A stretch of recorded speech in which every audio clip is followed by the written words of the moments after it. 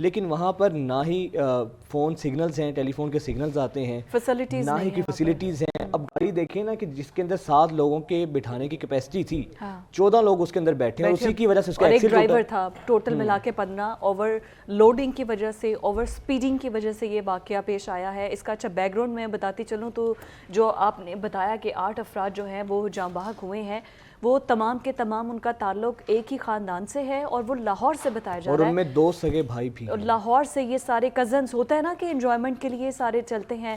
اگر سب کو چھٹیاں ہیں تو سب ویسے تو ونس ان اے بلو مون کہیں ایک سال میں جا کے ایک بار یہ پلان بنتا ہے جب سب اکٹھے ہوتے ہیں فیملی والے اور کہتے ہیں کہ چلو آؤٹنگ کے لیے باہر کہیں جاتے ہیں. اور سستی تفریح اگر کہیں تو وہ بجائے کہ کوئی بیرون ملک جائے وہ ناردرن ایریاز کا رخ کر لیتا ہے. تو یہ بھی یہ سارا خاندان اسی طرح سے ناردرن ایریاز میں جو انجوائے کرنے کے لیے گیا تھا. لیکن یہ افسوسناک واقعہ پیش آیا. بازار سے جب یہ جیپ موڑ کاٹ رہی تھی تو موڑ کاٹتے وقت یہ افسوسناک واقعہ، گاڑی کا یہ ایکسل حادثہ ٹوٹا کیونکہ اوور لوڈنگ زیادہ تھی. 7 لوگوں کے بٹھانے کی جگہ تھی اور 13-14 لوگ بیٹھے ہوئے تھے، جس کے باعث یہ افسوسناک واقعہ پیش آیا ہے. اور ابھی جو باقی لوگ ہیں ریسکیو اور اس کے علاوہ پاک آرمی کے جوان جو ہیں غوطہ خور، وہ بھی ان کی تلاش کو جاری رکھے ہوئے ہیں. اچھا، یہ تقریباً کوئی 8 پہ یہ افسوسناک واقعہ پیش آیا ہے اور 10 بجے تک ریسکیو کا عمل شروع نہیں ہوا تھا کیونکہ وہاں پر موبائل سگنلز آتے نہیں تھے. مسجد سے تو اعلانات ہوئے ہیں، مسجد سے اعلانات کیے گئے ہیں، لوگ اپنی مدد آپ کے تحت پہنچے ہیں. پھر انہوں نے جو کوشش کی ہے کہ اگر کسی کو بچایا جا سکے، لیکن شاید تب تک بہت دیر ہو چکی تھی. تو جو یہ ٹورزم پر بہت زیادہ فوکسڈ کرتی ہے ہماری گورنمنٹ، تو خدارہ یہ جو ٹورسٹ علاقے ہیں اگر آپ یہیں انہی ایریاز کو فیسیلیٹیٹ کر دیں، اچھی فیسیلیٹیز دے دیں، وہاں پر ہر عملہ سٹینڈ بائی پہ ہو، اگر ذرا سا بھی کوئی ناخوشگوار واقعہ پیش آتا ہے تو فوراً ریسکیو ٹیمز وہاں پر موجود ہوں، اکوپمنٹ آپ کے پاس موجود ہو، موبائل سگنلز، موبائل آپریٹرز آپ کے پاس موجود ہوں. اور دنیا بھر میں تفریحی جو مقامات ہوتے ہیں وہاں سے یہ ٹورزم انڈسٹری اتنی بڑی ہے، پوری دنیا میں اس سے ریونیو جنریٹ ہوتا ہے. لیکن ہمارے یہاں ایک سے بڑھ کر ایک المیہ ہے. لوگ تفریح کی گھر سے جاتے ہیں اور لاشیں گھر پر آتی ہیں. خیر، ہم اس خاندان سے دلی ہمدردی بھی کرتے ہیں اور اظہار تعزیت بھی کرتے ہیں. اور جو باقی لوگ لاپتہ ہیں، ہوپس اللہ تعالیٰ سے ہماری دعا ہے کہ ان کی بھی تلاش کا عمل آج مکمل ہو جائے. خیر، سیگمنٹ کو آگے بڑھاتے ہیں اور سیاسی میدان سے کچھ عدالتی کارروائی کا احوال بتاتے ہیں. کل عمران خان صاحب لاہور ہائی کورٹ میں پیش ہوئے تھے. لاہور ہائی کورٹ میں پیش ہوئے اور وہاں پر لاہور ہائی کورٹ کے جو جج ہیں جسٹس علی باقر نجفی، انہوں نے سماعت کرتے ہوئے کہا ہے کہ عمران خان صاحب کو تمام مقدمات کی تفتیش میں تعاون بھی کرنا ہوگا اور اس کے ساتھ ساتھ تمام مقدمات میں خود پیش بھی ہونا ہوگا. اور 121 کے قریب مقدمات کے جو ان کے خلاف درخواستیں ہیں. فواد چودھری نے بولا ہے نا اس پہ، انہوں نے کہا بھی ہے کہ اب وہ کس کیس پر پیش ہوں، کیونکہ یہاں پر ایک کیس کی ضمانت کراتے ہیں تو دوسرا کیس آلریڈی بنا ہوتا ہے. اب ہم عمران خان کو کس کیس میں پیش کریں، کس کیس میں ضمانت کروائیں. یہاں پر تو جیسے جیسے گھنٹہ تبدیل ہوتا ہے ویسے ویسے ان پر کیسز بن جاتے ہیں.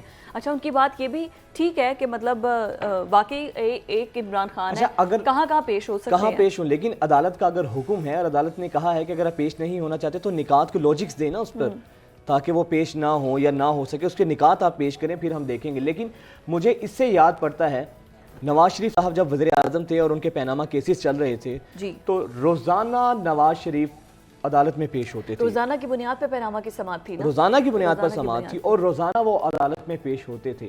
میرا خیال ہے کہ لیڈرز کو چاہیے، اگر ڈزنٹ میٹر کہ مقدمات کا نوعیت کیا ہے، مقدمات کی نوعیت کیا ہے، گرفتاری کے لیے پیش ہوتے بھی ہیں، سوری یہ اس کے لیے سماعت کے دوران اگر تفتیش کے لیے پیش ہوتے بھی ہیں تو انہیں گرفتار کیا جا سکتا ہے.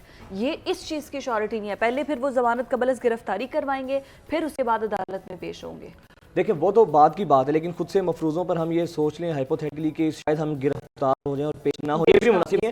لیڈر کا کام مثال قائم کرنا ہوتا ہے. اور انہوں نے کہا ہے کہ ان کے جو وکیل نے کہا ہے کہ یہ کیس 71 سالہ پاکستانی شخص پر ہیں جو کہ پاکستان کا شہری ہیں اور ان کو روز ضمانتیں لینی پڑتی ہیں، جو کہ ایک بہت مشکل کام ہے. یقیناً نو ڈاؤٹ آسان 121 کیسز میں روزانہ عدالتوں میں پیش ہونا، لیکن جو کہ اب عدالت کا حکم ہے. اب جو جمعے کو ان کو کہا گیا کہ دوبارہ پیش ہوں وہ اور پولیس کے ساتھ تفتیش میں تعاون کریں.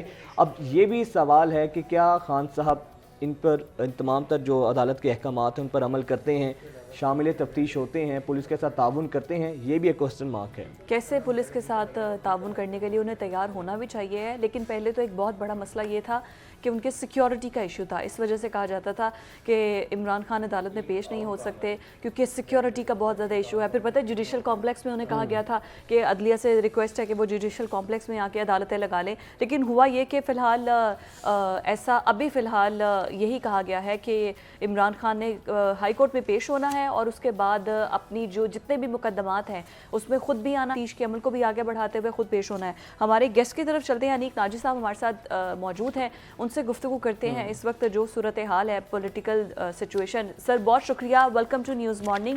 کیا کہیں گے اس وقت اوور آل سچویشن پر؟ Pakistan Tehreek Insaf Imran Khan chairman P T I, ان کو کہا گیا ہے کہ وہ عدالتوں میں نہ صرف پیش ہو بلکہ تفتیش میں بھی ساتھ ساتھ دیں.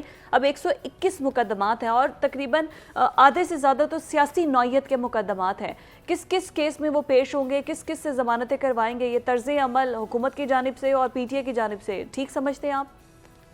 اس سوال کا جواب تو عمران خان سے پوچھنا چاہیے. میں اس کا کیا جواب دے سکتا ہوں؟ اس کی وجہ یہ ہے کہ عدالتوں اور عمران خان کا رشتہ جو ہے وہ تو بالکل اب ایک آپ یوں کہیے کہ جس طرح کو بچپن کی دوستی ہوتی ہے, جس میں یار دوست تو ایک دوسرے کی گالم گلوچ کا بھی برا نہیں مناتے, بلکہ اگر بے تکلف دوست اگر کوئی ایسی یعنی کوئی الٹے سیدھے نام سے اگر نہ پکاریں تو گمان گزرتا ہے کہ یہ کہیں ناراضگی نہ ہو گئی ہو. تو عدالتیں تو جتنی بھی ہیں اس وقت, خاص طور پہ اعلیٰ عدلیہ اور ان کے اور عمران خان کے, تو جو معاملات جس حد تک اب سامنے آ چکے ہیں اس پہ کوئی تبصرہ کرتے ہوئے بھی یقین کیجئے کہ بحیثیت ایک شہری شرم آتی ہے. شرم آتی ہے, یہ قابل شرم ہے. یہ جو کچھ ہو رہا ہے آپ کے سامنے, عدل اور انصاف جس طرح سے گروی پڑا ہوا ہے, ذاتی پسند کے نیچے لگا ہوا ہے, سارے کے سارے قوانین, سارے کی ساری روایات ٹوٹ چکی ہیں. ایک بے شرمی اور ڈھٹائی جو ہے وہ آپ کے سامنے کھڑے ہو کے آپ کی آنکھوں میں آنکھیں ڈال کے پوچھ رہی ہے کہ جو کرنا ہے کر لو. تو اس کے بعد تو پھر جب یہ والے معاملات آ جائیں تو پھر تو ظاہر ہے کہ عمران خان کی مرضی ہے کہ وہ جو مرضی اچھا نادی صاحب بتائیے گا کہ خان صاحب اب ماضی میں ہم نے دیکھا ہے کہ پولیس سے تعاون نہیں, اور یہ بھی کہا جاتا ہے کہ سیکیورٹی ایشوز ہیں, تو کیا وجہ ہے خان صاحب کے تعاون کرنے کی اگر وہ بے گناہ ہیں؟ بالکل دیکھیں جی, پولیس سے تعاون کرنا تو بہت دور کی بات ہے. وہ تو پولیس پر حملوں پر یقین رکھتے ہیں. وہ تو یعنی باقاعدہ اپیل کرتے ہیں اپنے پارٹی کے لوگوں سے کہ وہ زمان پارک پہنچیں اور اس کے بعد جو قانون نافذ کرنے والے ادارے ہیں وہ ان کے ساتھ باقاعدہ جد و جدل کریں, ان پہ پٹرول بم پھینکیں. وہ پولیس کے جو آفیشلز ہیں ان کی تصاویر لے کر وہ سوشل میڈیا پہ اس کی تشہیر کرتے ہیں اور ان کے خلاف عوام کو بھڑکاتے ہیں, اکساتے ہیں, انہیں ترغیب دیتے ہیں, انہیں حوصلہ دیتے ہیں کہ وہ ان پولیس آفیشلز کے خلاف کارروائی کرے, ان کی گاڑیوں کو جلا دے, ان کو انڈیویجولی اگر کوئی ان کا کچھ بگاڑا جا سکتا ہے تو بالکل بگاڑے. تو جہاں تک تعاون اور تفتیش میں تعاون کا تعلق ہے یہ تو بہت دور کی بات ہے. وہ تو حملوں کی ترغیب دیتے ہیں, اور اس کی وجہ یہ ہے کہ پولیس جو ہے وہ ایک آرڈر اور ایک آئین کے تحت کام کرتی ہے. عمران خان صاحب جو ہے وہ کسی آرڈر, کسی آئین, کسی قانون کو ماننے کو چونکہ تیاری نہیں ہے, اور وہ طاقتیں جو عمران خان صاحب کی یعنی پیچھے کھڑی ہیں وہ بھی کسی قانون اور آئین کو نہیں مانتے. تو اس میں ظاہر ہے کہ پولیس جو ہے وہ چونکہ ایک ریلیٹیولی آپ یوں کہیے کہ لا انفورسمنٹ ایجنسیز میں یہی جس طرح آپ نے گفتگو کیا کہ وہ عدالتی احکامات کو ماننے کو لیے تیار نہیں ہے, اگر وہ حکم عدولی کرتے ہیں تو کنٹیمپٹ آف کورٹ ان پر لگے گا. کہ آپ کو لگتا ہے کہ عمران خان مکمل طور پر تعاون کریں گے بھی لاہور ہائی کورٹ کے ساتھ جیسے انہیں احکامات دیے گئے ہیں؟ دیکھیے جی, کاروائی ایک تو ہے جو آئین میں درج ہے, قانون میں درج ہے, طریقہ کار ایک یعنی اس کا موجود ہے کہ اگر عدالت کی یعنی کوئی بھی فرد اگر عدالت کی بات ماننے سے انکار کر دے, اس کا فیصلہ ماننے سے انکار کر دے, تو ظاہر ہے وہ اس کو یعنی اپنے جرم کی سزا تو ایک طرف, اس کو الٹا کنٹیمپٹ کے لیے علیحدہ سزا بھگتنی پڑتی ہے, جرمانہ بھی ہو سکتا ہے. لیکن یہاں چونکہ عمران خان ہے لہٰذا, اور ہم جانتے ہیں کہ ان کے لیے قانون ہمیشہ سے اور رہا ہے, آج بھی ان کے لیے قانون اور ہے. ان کے جو بیک کرنے والے ہیں وہ بھی طاقتور لوگ ہیں, ان کے لیے بھی قانون جو ہے اسی کو جھکنا ہے, آئین کو ہی جھکنا ہے, کیونکہ اب تک جھکتا آیا ہے. جو کچھ انہوں نے چاہا ویسے آئین ان کے لیے جھکایا گیا. الیکشن کمیشن 2018 کے الیکشن میں RTS نظام ہی پورا بٹھا دیا گیا. تو جس طرح کی خان صاحب کو جس طرح کے لاڈ اور پیار کی عادت ہے صحیح, لیکن ناری صاحب ان لا تعداد مقدمات کا مقصد کیا ہے خان صاحب پر؟ 121 سے زائد مقدمات ہیں.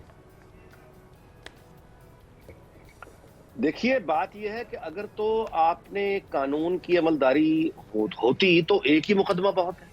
مطلب مثال کے طور پہ میں آپ سے گزارش کروں کہ فائنینشیل ٹائمز ایک برطانوی اخبار ہے, اچھا، برطانوی اخبار جو ہے فائنینشیل ٹائمز، اس نے چھاپا ہے، اس کے مطابق عمران خان صاحب نے یہاں پہ جو شوکت خانم کے لیے چیریٹی کے جو ایونٹس کیے، اس میں جو پیسہ چیریٹی کے لیے ملا اس میں غبن کیا. اچھا، فائنینشیل ٹائمز کوئی معمولی اخبار نہیں ہے برطانیہ کا، یعنی بہت respected, one of the most well respected اخبار ہے.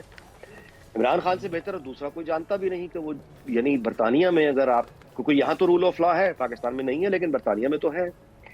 اور جو آزادی عیاشی پاکستان میں ہے کہ اخباروں میں جھوٹ چھپتا ہے، ٹیلی ویژن پہ جھوٹ چلتا ہے، یوٹیوب پر جھوٹ چلتا ہے، اور جھوٹے الزامات اور جھوٹے پروپیگنڈے کی تمام آزادی پاکستان میں ہے، کیونکہ وہاں پہ قانون کی حکمرانی نہیں ہے، لہذا جھوٹا الزام کوئی بھی لگائے اس کے خلاف کوئی کارروائی ہو ہی نہیں سکتی. مطلب ہے قانونی طور پہ ہو سکتی ہے، پریکٹیکلی نہیں ہوتی. لیکن آپ نے دیکھا کہ یہاں ناصر بٹ جیسا ایک بالکل یعنی سادہ آدمی، یعنی عمران خان سے تو کوئی مقابلہ نہیں ہے اس کا، لیکن ناصر بٹ جیسا جو ایک سادہ سا آدمی ہے، وہ پاکستان کے جو جھوٹ بولنے والے سب سے بڑے غنڈے گردی کرنے والے نیوز چینلز ہیں، ان کو برطانوی عدالتوں میں لا کے اس نے سب کے سامنے، آپ یوں سمجھیے کہ ذلیل بھی کیا، معافی بھی منگوائی، جرمانے بھی لیے. تو اگر ناصر بٹ یہ کر سکتا ہے تو عمران خان جیسا آدمی فائنینشیل ٹائمز جیسے برطانوی اخبار میں چھپے ہوئے، یعنی یہ خبر کہ اس نے چوری کی ہے، غبن کیا ہے، کیا فائنینشیل ٹائمز کو وہ برطانوی عدالتوں میں نہیں لے کے جا سکتا؟ عمران خان بالکل لے کے جا سکتا ہے، وہ جانتا ہے، لیکن کبھی بھی نہیں لے کے جائے گا، کیونکہ اس اخبار میں جو خبر چھپی ہے وہ سچی ہے. اگر آپ حد کے عزت کا دعویٰ دائر کریں یہاں کسی پر جھوٹی خبر چھاپی ہے، تو پھر آپ کو ثابت کرنا ہے کہ وہ خبر جھوٹی ہے. اگر آپ یعنی کسی کو عدالت میں لے جائیں اخبار کو کہ اس نے جھوٹی خبر چھاپی ہے، اور اس کے بعد اخبار اس کے ثبوت رکھ دیتا ہے اپنی خبر سچے ہونے کے، اور آپ کے پاس ثبوت نہیں ہے، تو پھر آپ کو دگنا جرمانہ ہوگا. اس لیے خان صاحب یہاں ناجد صاحب، یہ تمام جو چیزیں کی ایگزامپلز آپ نے دی ہیں، یہ پولیٹک گورنمنٹس میں ایسا ہوتا ہے. سادہ سا سوال ہے، اگر عمران خان جاتے ہیں، پیش ہوتے ہیں لاہور ہائی کورٹ میں، جیسے ہم نے پہلے دیکھا ہے ایک میسو کراؤڈ ان کے ساتھ ہوتا تھا، ریلی ہوتی تھی، ایک پریشر گروپ کی طرح جاتے تھے، وہ اس طرح سے جائیں گے یا پھر سخت سیکیورٹی کے حصار میں اکیلے ہی جائیں گے؟ کہیں آپ کو اکیلے جاتے ہوئے دکھائی دیتے ہیں؟ وہ تو ہمیشہ ایک حفاظتی حصار میں چلنے پہ یقین رکھتے ہیں، اور حفاظتی حصار بھی جو انسانوں کا ان کے دائیں بائیں ہوتا ہے اس پہ بھی انہیں کو خاص یقین نہیں ہے. وہ تو شیلڈز اور آپ کے سامنے ہی ہے جو تماشا ہوتا ہے، خود اپنے اوپر سر کے اوپر بھی وہ ایک عجیب سی چیز لے کے چلتے ہیں جو آنکھوں نے پہلی مرتبہ دیکھی ہے، اور اس طرح سے کسی مقبول سیاسی لیڈر کو اس طرح سر چھپا کے وہ جو کر کے یہ چلتے ہیں، اس کے بعد تو ظاہر ہے کہ دعویٰ، لیکن ان کا بہرحال یہی ہے کہ وہ دلیر ہیں، دعویٰ ان کا یہی ہے کہ وہ بہت بہادر ہیں. اور اس سے زیادہ کمال کی بات یہ ہے کہ ان کے ماننے چاہنے والے وہ ہر طرح کی بات پہ یقین چونکہ کرتے ہیں. تو مطلب ہے اب کیا کیا جا سکتا ہے؟ دیکھیے بات یہ ہے کہ سیاست جب سیاست نہ رہے اور سیاست کو آگے بڑھا، یعنی آگے بڑھ کے ایک طرح سے ایمان کا حصہ بنا لیا جائے، اور سیاسی لیڈر کوئی بھی ہو دنیا کا، اس سیاسی لیڈر کو اگر انسانیت سے ہٹا کے دیوتا بنا دیا جائے، تو دیوتا تو پھر غلطی نہیں کرتے. دیوتا کے ماننے والے ایک دوسرے غلطی کر سکتے ہیں، دیوتا کی باتوں کو سمجھنے میں غلطی ہو سکتی ہے.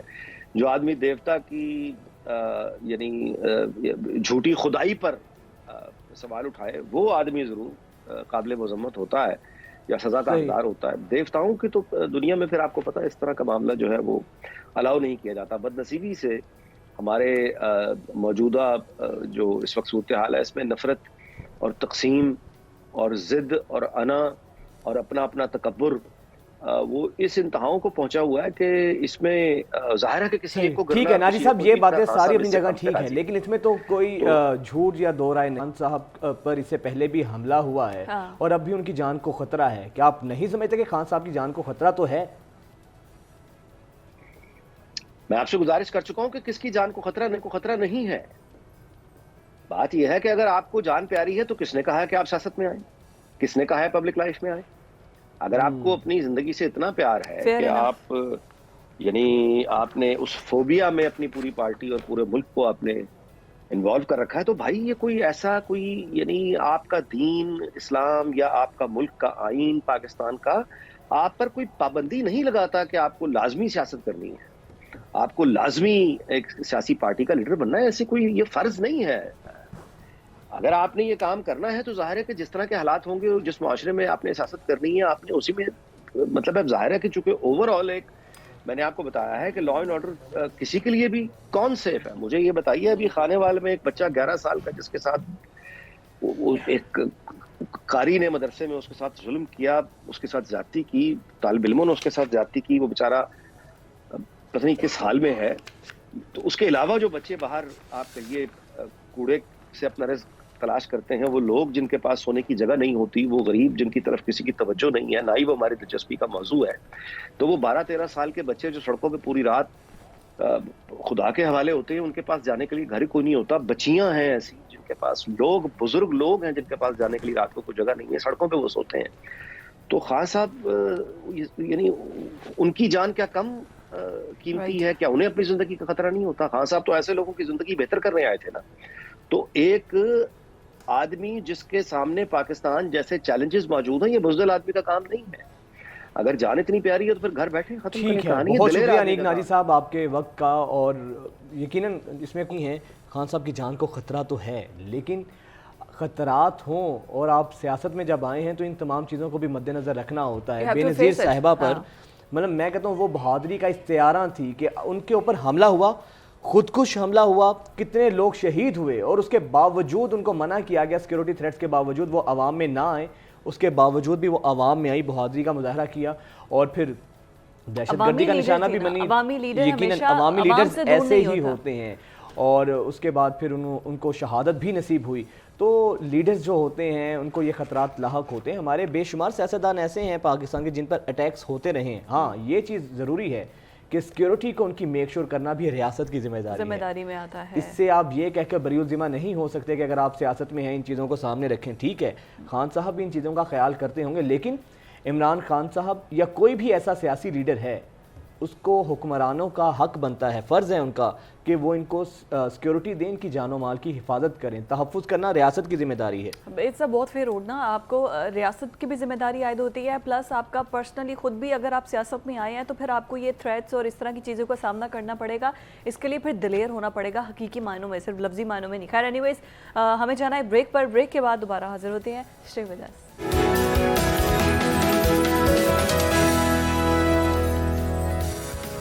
سیاسی منظرنامے کا احوال تو آپ لوگ سنتے ہی رہتے ہیں, ہم بتاتے بھی رہتے ہیں, لیکن ابھی جو ایک اچھی خبر یہ ہے, آئی ہوپ سو کہ یہ اچھی خبر ہی ہو, کیونکہ اب سے کچھ روز قبل شہباز شریف صاحب کی بھی میں سٹیٹمنٹ دیکھ رہی تھی جس میں وہ کہہ رہے تھے کہ اس بار ہمیں بمپر کراپ جو ہے نا گندم کی وہ نصیب ہوئی ہے, اور یہ تقریباً کوئی نا 14 سال یا کوئی 17 سال کا ریکارڈ ٹوٹا ہے گندم میں کہ ہمیں اتنی زیادہ گندم جو ہے اس سال ہم نے کاشت کی ہے. اچھی بات ہے, بہت اچھی بات ہے. بمپر کراپ اگر ہماری ہوئی ہے تو اللہ کرے کہ یہ خبر درست ہو اور واقعی ہی ہمارے پاس گندم زیادہ ہو, ضرورت سے زیادہ ہو. جیسے پچھلے کچھ سالوں سے ہم لوگ باہر سے دوبارہ امپورٹ کرتے ہیں, اس طرح کا سامنا نہ ہو, اللہ نہ کرے. 2 کروڑ 68 لاکھ ٹن جو ہے نا اس کی پیداوار متوقع ہے. تقریباً کٹائی مکمل ہو چکی ہے گندم کی. اچھا یہ بہت اچھی چیز ہے, یہ بہت اچھی چیز ہے کہ حالانکہ سیلاب میں اس چیز کا خدشہ تھا کہ جتنے بڑے پیمانے پر اس دفعہ سیلاب نے ہماری فصلوں کو نقصان پہنچایا ہے, تو اس چیز کا خدشہ تھا کہ گندم کی پیداوار میں کمی ہو سکتی ہے. لیکن اللہ تعالیٰ کا یہ شکر ہے کہ بمپر کراپ جو ہوئی ہے اور اس کے اندر جو ہے نا 1.6 گزشتہ سال کی نسبت 1.6% اضافہ ہوا ہے. اب کیا واقعی میں اس کے نتیجے میں پاکستان گندم کو جو ہے باہر ایکسپورٹ کر سکے گا؟ نہیں بس یہاں پہ ضرورت پورے کر دیں, یہاں پہ بھوکے نہ. اچھا دوسرا سوال یہ ہے, اہم چیز, کیا اس کے نتیجے میں جو اتنا مہنگا آٹا ہو چکا ہے وہ سستا ہوگا؟ تو یہ بہت سے سوالات جنم لے رہے ہیں. یا پھر یہ دعویٰ جو ہے دعووں کی حد تک ہی رہے گا, عملی طور پر ہمیں اسی طرح مہنگائی کا سامنا کرنا پڑے گا. جب آپ تندور سے روٹی لینے جاتے ہو نا تو آپ کو 50 روپے کے اندر 2 روٹیاں ملتی ہیں. مطلب آپ کو اس طرح سے آپ کو سادی روٹی ملتی ہے, نان ملتا ہے. مطلب صورتحال یہ ہے کہ غریب آدمی پہلے تو یہ تھا نا کہ سالن لے لیا اور روٹی لے لی اور سکون سے گزارا کر لیا, پیٹ بھر لیا. ابھی وہاں پر سچویشن نہیں ہے. تو خدارا میری تو دعا ہے کہ اگر واقعی میں ہمارے پاس گندم زیادہ ہوئی ہے تو اس کو باہر امپورٹ نہ کریں, یہاں پر لوگوں کو ریلیف دیں. اور اسی پر بات کرنے کے لیے ماہر زراعت محمود نواز صاحب ہمارے ساتھ موجود ہیں. بہت شکریہ محمود صاحب آپ کے وقت کا. محمود صاحب, وزیر اعظم کے دعووں کو ہم صرف ایک دعویٰ سمجھیں, ایک کانوں کو خوش کرنے والی خبر سمجھیں, یا آپ سمجھتے ہیں یہ جو ریکارڈ پیداوار ہوئی ہے گندم کی اس سے واقعی میں مہنگائی کم ہوگی, آٹا سستا ملے گا پاکستان کے عوام کو؟ آپ کا بہت بہت شکریہ. معاف کیجیے گا میں ذرا ایک پیسمسٹک ویو اپنا دے دوں. وہ دل کے بہلانے کے لیے غالب یہ خیال اچھا ہے. تو پہلی بات یہ کہی گئی کہ بمپر کراپ ہے. देखिए हमारा सवाल ये है कि अगर आप ये कह रहे हैं कि बम्पर का मतलब तो ये है कि आपके पास पिछले साल से ज़्यादा गंदम हुई है, वेरएज़ इस साल जो सरकार का अपना टारगेट था कि 28.6 मिलियन टन का, वो टारगेट कोई 2 मिलियन टन से शॉर्ट है, जो सरकार का अपना टारगेट है। एक बात। अब आ जाते हैं हमारी डोमेस्टिक कंजम्पशन के ऊपर। हम दुनिया के one of the largest consumer per capita of गंदम हैं इस वक्त। तो हमारी जो सिर्फ खाने के लिए गंदम की पूरे साल की ज़रूरत है वो 28 मिलियन टन की है।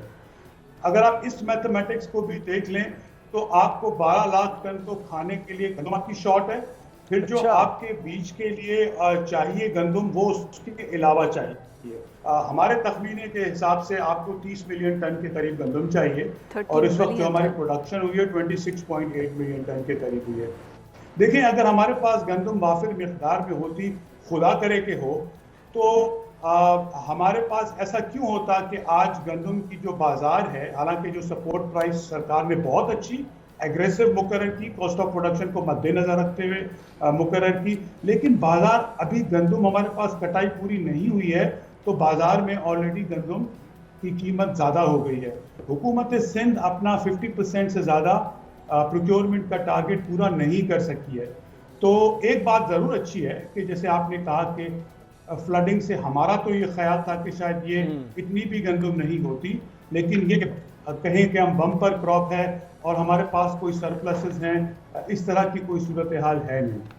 महमूद साहब बिल्कुल ठीक है, हम दुआ यही करते हैं कि गंदम जो है वो ज़्यादा हुई हो, बट सर ये वज़ीर आज़म की स्टेटमेंट है, शहबाज शरीफ साहब ने ये स्टेटमेंट दी है कि इस बार गंदम जो है वो ज़्यादा हुई है। पहली बात तो ये, दूसरी बात आपने बताया कि जो सिंध के अंदर है वो 50% से ज़्यादा उनकी कम है जो उन्होंने रेशो एक मुकर्रर की थी। कि अब पंजाब ही उसकी जिम्मेदारी उठाएगा, क्योंकि आगे बलूचिस्तान को और KPK को तो हम देते ही हैं, अब क्या सिंध को भी पंजाब को देनी पड़ेगी? देखिए हम गंदम के हिसाब से हमेशा नेशनल पूल की बात करते हैं। कल गवर्नमेंट ऑफ सिंध ने भी अनाउंस किया कि हमारे पास बम्पर क्रॉप हुई है 3.6 मिलियन टन के, लेकिन उसके बरक्स आप देखें कि कराची फ्लोर मिल वाले आज स्ट्राइक कर रहे हैं कि हमें गंदम प्रोवाइड की जाए, वरना हम गंदम नहीं प्रोवाइड कर सकते। और लोग इस वक्त आवाज़ें दे रहे हैं 200 रुपये किलो आटा की। मैं देखें आपको एक गुजारिश करूं, पिछले साल गंदम काश्तकारों से 55 रुपये किलो के हिसाब से खरीदी गई। हमारा सवाल ये है कि फिर ये 150 रुपये किलो गंदम किस तरह से हो गई। हमारा इस वक्त सिर्फ गुजारिश ये है कि कंज्यूमर्स को प्रोटेक्ट किया जाए, सरकार अपने पास गंदम वाफिर मिकदार में रखे, क्योंकि जितना हमारा रुपया डिवैल्यू कर गया है और बैनुल अक़वामी बाज़ार में जो गंदम की कीमतें हैं, तो डर और ख़दशा ये है कि गंदम हमारे मुल्क से कहीं बाहर नहीं चली जाए और हमारे लोग फिर परेशान ना हों। तो फिर महमूद साहब, वज़ीर आज़म साहब का ये जो बयान है, आप समझते हैं कि वो उन्होंने कम इल्मी की बुनियाद पर दिया है या फिर ये उनकी कोई पॉलिटिकल स्टेटमेंट है? क्योंकि इस बयान से तो हमें ऐसे लगा है जैसे अब गंदम सस्ती भी हो जाएगी, आटा हमें सस्ता मिलेगा और बाहर भी हम एक्सपोर्ट करेंगे। मैं तो जी अल्लाह ताला से दुआ करता हूँ कि मैं गलत हूँ और हमें तो सूरत हाल कोई अगले 4-5 महीने के अंदर कोई अच्छी और बेहतर नज़र नहीं आ रही कि पिछले 2-3 साल में कुछ इस तरह से सिलसिला रहा है कि जो स्टॉकिस्ट और कमोडिटी ऑपरेटर्स हैं, मैं क्रूड साल्स इस्तेमाल कर लेता हूँ कि उनको मज़ा आ गया है स्टोर करके और चीज़ों को महंगा करने का, और एडमिनिस्ट्रेटिव मेजर्स उसमें काम नहीं आते। सप्लाई पोजीशन सरकार बेहतर नहीं कर पा रही है। तो इस सूरत हाल में मेरी नज़र में, मैं वज़ीर आज़म साहब ने जो स्टेटमेंट दी है ज़रूर किसी बुनियाद के ऊपर की होगी, और मेरे ख्याल में उन्होंने उसको इस तरह से बयान किया है कि जो हमें फ्लडिंग से खदशा था कि शायद कम प्रोडक्शन होगी, उससे हम ज़रूर बच गए हैं, लेकिन हमारी जो ज़रूरियात हैं इस मुल्क की वो इससे बहुत ज़्यादा हैं और हमने पिछले साल से कोई 1-8% का ज़्यादा। सर व्हाट यू सजेस्ट, अब अभी इस गवर्नमेंट को क्या प्राइस जो है वो, जिस तरह आपने बोला कि किसानों से ली तो सस्ती और उसके बाद हमें आटा मिला महंगा, तो अभी क्या एक प्राइस वैल्यू है जो मुकर्रर करनी चाहिए है? देखिए मैं आपको एक गुजारिश करूं, हमें थोड़ा सा गंदम के ऊपर मीडियम टर्म व्यू लेना चाहिए। हमने पिछले साल भी ये गुजारिश की थी, आज भी आपके तवस्सुत से हम ये गुजारिश करते हैं। एक गंदम और आटा ही है तो जो फूड सिक्योरिटी में आप मुल्क को प्रोवाइड करने की कोशिश करते हैं, उसके पीछे 4 सूबाई एक वफा की वजारत भी है। उसके लिए मीडियम टर्म व्यू ले लिया जाए कि गंदम की पर एकड़ यील्ड को कैसे इंक्रीज किया जा सकता है ہمارے پاس شارٹ ونٹر ہے اور کلائمیٹک چینجز اس کو چیزوں کو کمپلیکیٹ کر رہے ہیں. جب تک اس سال ہمیں کمپلیکیشنز کو منہ دینے کے لیے سرکار کو وافر مقدار میں امپورٹ کرنا چاہیے تاکہ اور اپنے بارڈرز کو سیل کرنا چاہیے. یہ دو باتیں ٹو پروٹیکٹ کنزیومرز. اور ان میڈیم ٹرم ہمیں اپنے ملک میں دیکھیں آپ کی 8 سے 10% ایوری ایئر کنزمپشن انکریز ہو رہی ہے.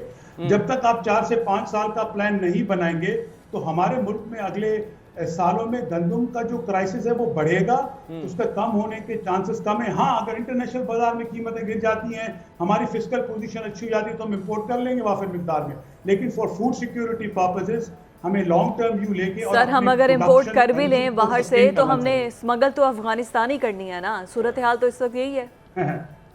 دیکھیں ایز وی اسپیک آج بھی چینی پاکستان کی وہ 230 روپے میں افغانستان میں بک رہی ہے. میرا سوال یہ ہے چینی تو پاکستان کی ہے, افغانستان میں یہ 230 روپے کلو کہاں سے بک رہی ہے؟ آپ ذرا تھوڑی ریسرچ اور کریں, ہمارے ڈالرز بھی وہیں سے بکتے ہوئے آپ کو نظر آئیں گے. بات تو گھوم پھر کے سر گورننس پر آ کے ختم ہوتی ہے. اچھا سر ایک اور مین چیز بیچ میں آتی ہے تمام تر جس کی آپ نے اس کی نشاندہی نہیں کی.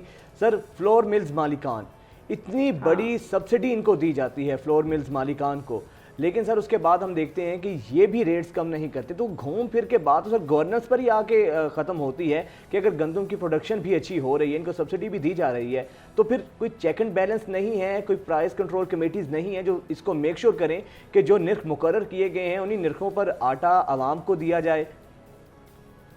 دیکھیں ہمیں ایک چیز ایکنالج کرنی پڑے گی, اور جیسے میں نے پہلے بھی گزارش کی کہ کوئی بھی ہمارے پاس یہ سارے قانون بنے ہوئے ہیں جس کا آپ نے ذکر کیا, اس حد تک کہ اسسٹنٹ کمشنر تک وہ ڈیوالو ہوئے ہوئے ہیں ٹو کنٹرول چیک ہوڈنگ, وہ ساری چیزیں ہمارے پاس بنی ہوئی ہیں.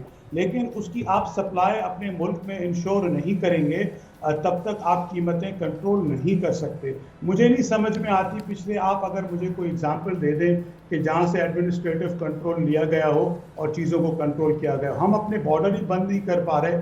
تو یہاں پہ دیکھیں مجھے اور دنیا میں سب کو اگر مزہ آ جائے کہ میں 100% پروفٹ ارن کر رہا ہوں تو بینکس بھی مجھے اربوں روپے کریڈٹ دیے جا رہی ہیں, میں بھی اسٹور کیے جا رہا ہوں, مجھے پتا ہے کہ اس کی قیمت 25-30% بڑھ جائے گی 40%, تو میں اس کو رکھ کے اور اس کو دگنی قیمتوں میں بیچے جا رہا ہوں. اس صورتحال میں تو آپ ان چیزوں کو کنٹرول نہیں کر سکتے کہ جیسے آپ نے ابھی ذکر بھی کیا کہ ہم امپورٹ بھی کر لیں اور اگر ہمارے پاس اسمگل ہوتی رہی تو یہ چیزیں, اور وہ چیزیں آپ کو بازار میں دیکھیں نظر آ رہی ہیں. کراچی میں آج لوگ شور مچا رہے ہیں فلور ملر, تو اس میں فلور ایسوسیشن والے, اسٹاکسٹ, سارے لوگ انوالوڈ ہیں جو ان چیزوں کو اس طرح سے اسٹور کر کے اور آگے لے جاتے ہیں کہ جس کی وجہ سے قیمتیں مہنگی ہوتی ہیں. ایک شارٹیج کا ایک پکچر پینٹ کی جاتی ہے. So that's very unfortunate part. اور گورنمنٹ کو as a major player to sell گندم آف ہولڈر آف ویٹ وہ نظر نہیں آتی جیسے کہ ہندوستان میں وہ لوگ ریگولیٹ کرتے ہیں. جب تک آپ نے اس طرح کا میجر نہیں اٹھایا ہمارے پاس فری مارکیٹ ڈائنامکس کر رہی ہیں. We'll have to acknowledge that. آپ نے بڑا سٹارٹنگ میں گفتگو جب بات کی تھی تو آپ نے بولا تھا کہ ہمیں بڑا مزہ آتا ہے کہ ہم نے اپنے سٹوریج ہاؤس میں بوریوں کی بوریاں سٹاک کی ہوتی ہیں اور اس کے بعد مہنگے داموں میں ہم فروخت کرتے ہیں. جب سیلاب آیا تھا یہ خبر میں نے خود بریک کی تھی کہ سندھ کے اندر کسی جگہ سے سیلاب نے گزرنا تھا تو گندم کی بوریاں لگا کے وہ راستہ کاٹا گیا, روکا گیا کہ وہ کسی وڈیرے کی فصل ہے اس کو برباد نہ کر جائے اور اس کو دوسری طرف کیا تھا. تو تب سٹاک سے نکل کے یہ کام بھی ہوتے رہے ہیں. اور ابھی کہنے کو ہمارا ملک غریب ہے اور یہاں پر آٹا دستیاب نہیں ہے. بٹ سر آپ کو کیا لگتا ہے کہ کتنی ہائی جا سکتی ہے گندم کی پرائس اس سال؟ اللہ نہ کرے. دیکھیں لیٹس ناٹ اسپیکولیٹ. جب ہم بھی یہ بات کرتے ہیں تو یہ ایک بازار میں ویو جاتی ہے اور لیٹس ٹرائی ٹو اسٹک, کیونکہ آپ نے ریئلسٹک پوزیشن پوچھی. اس وقت ہمارے پاس ملک کے اللہ کے کرم اور فضل سے 27 ملین ٹن گندم موجود ہے. سرکار اگر اس وقت پراپرلی اس کو ریگولیٹ کر لے اور میری تو اس رائے میں اگر سرکار اپنے پاس اسٹاک اچھے خاصے بلڈ کرے, جو اگست اور سپٹمبر میں ریلیز کرتی ہے وہ نہ کرے, اس کو جون اور جولائی میں ریلیز کرے, تاکہ اگر میں اسٹاک کرتا ہوں گندم اور مجھے پتا ہو کہ سرکار کے پاس ہے اور وہ بازار میں سستی گندم لائے گی اور ہمارے افغانستان کی جو بارڈر ہے اس کو تھوڑا سا کنٹرول کر لیں, تو میرے خیال میں ہمارا سال 19-20 گزر جائے گا. Let's hope for the best کہ خدا کرے کہ اس طرح کی پلاننگ. اور دوسرے نمبر پہ بہت شدید ضرورت ہے, بہت سخت ضرورت ہے کہ ہم گندم کے بیج, اس کی پروڈکشن ٹیکنالوجی, اس کو فارمرز تک پہنچانے کے اوپر ضرور ایمرجنسی بنیادوں کے اوپر کام کریں. اچھا یہ بھی بات مجھے کلیئر کر دیں, جو گندم کے بیج ہیں ہم وہ بھی کیا باہر سے امپورٹ کرتی ہیں یہاں پر, یا ایگریکلچر یونیورسٹیز میں کوئی جدت کے ساتھ کوئی نئے بیج لائے بھی جا رہے ہیں؟ بیکاز پہلے یہ بہت بڑا ایک ایشو تھا کہ ہمارے پاس لیٹسٹ ٹیکنالوجی والے بینز نہیں ہیں جو کہ ہم ان کو نہ چاول کے ہیں اور نہ گندم کے ہیں. That's a very good question. دیکھیں جی, چاول کے تو ہمارے پاس سارے امپورٹڈ بیج ہیں, کاٹن کے بھی امپورٹڈ موسٹلی بیج ہیں, ویٹ کے ہمارا لوکل بیج ہیں, لیکن بیج کا کچھ پائپ لائن ایسے ہوتی ہے کہ 2 سے 3 سال اور چینجنگ حالات میں آپ کو نئے بیج لے کے آنے پڑتے ہیں. وہ ہماری پائپ لائن بہت کمزور ہے, اور وہ پائپ لائن ہماری کمزور ہونے کی وجہ سے گندم کے سیڈ اویلیبلٹیز جو ہمارے موسمی اور ریالٹیز ہیں ہماری لوکل, اس حساب سے بنے ہوئے اگر بیج ہمارے پاس آئیں, اس کا مطلب یہ ہے کہ ریسرچ اینڈ ڈیولپمنٹ وہ کام ہمارے پاس بہت کمزور ہے بیجوں کا. بیج is the initial and starting thing. پھر آپ دیکھیں آپ کی ان پٹ کاسٹ جو ہے نا وہ بھی ریگولیٹ نہیں ہو رہی. انفارچونیٹلی یوریا بھی آج آپ کا افغانستان ایکسپورٹ کیا جا رہا ہے. آج بھی کاشتکار کو یوریا جو لیتا ہے وہ جو سرکار کا ہائی اماؤنٹ والا ریٹ ہے اس سے 25% زیادہ پہ اس کو یوریا خریدنی پڑ رہی ہے. اس صورتحال میں ہمیں بہت زیادہ ایکسپیکٹیشن رکھنا بہت مشکل ہے. لیکن دا پازیٹیو پوائنٹ از کہ پاکستان میں الحمدللہ ہمارے پاس زمین, پانی, لوگ ہیں کہ اگر ان چیزوں کو درست کیا جائے تو نہ صرف یہ کہ ہم اپنے ملک کے لیے لیکن ہم ایکسپورٹیبل سرپلس باردانہ سستا ہوگا تبھی تو اس کے بعد پرائز کچھ کسانوں کو بھی ریلیف ہو. میں آپ کو سٹوریجز کا ہی بتا دوں کہ سندھ گورنمنٹ سٹوریجز کا بتا دوں کہ اگر 12 لاکھ ٹن سرکار کہہ رہی ہے کہ ہم خریدیں گے تو گندم رکھنے کی جگہ صرف 7 لاکھ ٹن کے قریب ہے. اور کراچی کے پاس اب ناردرن بائی پاس جائیں تو بنے ہوئے سائلوز 20 سال سے پڑے ہوئے ہیں جو فورن سرکار نے بنا کے دیے ہوئے تھے, اس کے اوپر 10 سے 15% خرچہ نہیں کیا اور وہ ابھی تک ابنڈنٹ پڑے ہوئے ہیں. یقیناً مینیجریل ایشوز اسٹریٹجی میں کام نہیں چل سکتا. بالکل ٹھیک ہے, بہت شکریہ سر آپ کا محمود صاحب. اور گورننس کے ایشوز, مینیجریل ایشوز, یہ وہ ایشوز ہیں اگر آپ کی گندم کی پیداوار بہتر ہو بھی جاتی ہے اور آپ ان پر اگر عمل درآمد نہیں کرتے ہیں, قانون کو میک شور نہیں کرتے ہیں, تو تب بھی اس کا نقصان ہمیں اٹھتا ہے. اور دوسری چیز یہ ہے کہ کسان جو کہ براہ راست محنت کرتا ہے, مزدوری کرتا ہے اور گندم لگاتا ہے, ہمیں جب تک کسانوں کو زیادہ, ہم ان کو جتنا زیادہ با اختیار نہیں کریں گے, دنیا بھر میں لیٹسٹ مشینری آ چکی ہے, جدید مشینیں ہیں, اور اس سے آپ کی جو پروڈکشن کاسٹ ہے وہ بہت کم ہوتی ہے. ابھی بارشوں کی وجہ سے کیونکہ جو گندم کی ڈالیاں ہیں وہ نیچے ہو گئی ہیں, اب مشین کے ذریعے ان کو ہارویسٹ بھی نہیں کیا جا سکتا, وہی پرانے طریقے سے ان کو اکھاڑا جائے گا اور اس کے بعد کیا جائے گا. جب تک روایتی اور روایتی طریقوں سے باہر نکل کر ہم جدید ماڈرن ٹولز کو نہیں اپنائیں گے تو ہماری پیداوار میں اضافہ تو ہو سکتا ہے لیکن مطلوبہ اہداف ہمارے مکمل نہیں ہو سکتے. میں یہ کہہ رہی ہوں کہ ابھی تو ایسے بیج آ گئے ہیں کہ جو پتھریلے علاقے ہیں جہاں پہ مطلب وہاں پر بھی آپ لوگ کوئی جو موسمیاتی پھل ہیں, سبزیاں ہیں وہ کاشت کر سکتے ہیں. برفانی علاقوں میں ان لوگوں نے ایسی بیج کی جدت لے آئے ہیں کہ اس زمین میں بھی وہ لوگ ہارویسٹ کر سکتے ہیں اور چیزیں بو سکتے ہیں اور اگا سکتے ہیں, اور ہم لوگ جو ہے وہ ابھی تک وہیں پر پرانے طریقوں پر ہیں. اللہ سے ہماری تو دعا ہے کہ اس سال جو گندم کا جو ہمیں مسائل کا سامنا کرنا پڑا ہے اور جو آٹا جتنا مہنگا ہوا ہے, اس سال عوام کو ریلیف ملے. اور یہ اللہ کا شکر ہے, اتنے سیلاب, اتنی فلڈنگ کے باوجود بھی ہماری پیداوار میں اضافہ ہوا ہے. یہ ایک اچھی خبر ہے. اور اچھی خبر کے ساتھ ہی ہم بریک لیتے ہیں, ملتے ہیں ایک بریک کے بعد.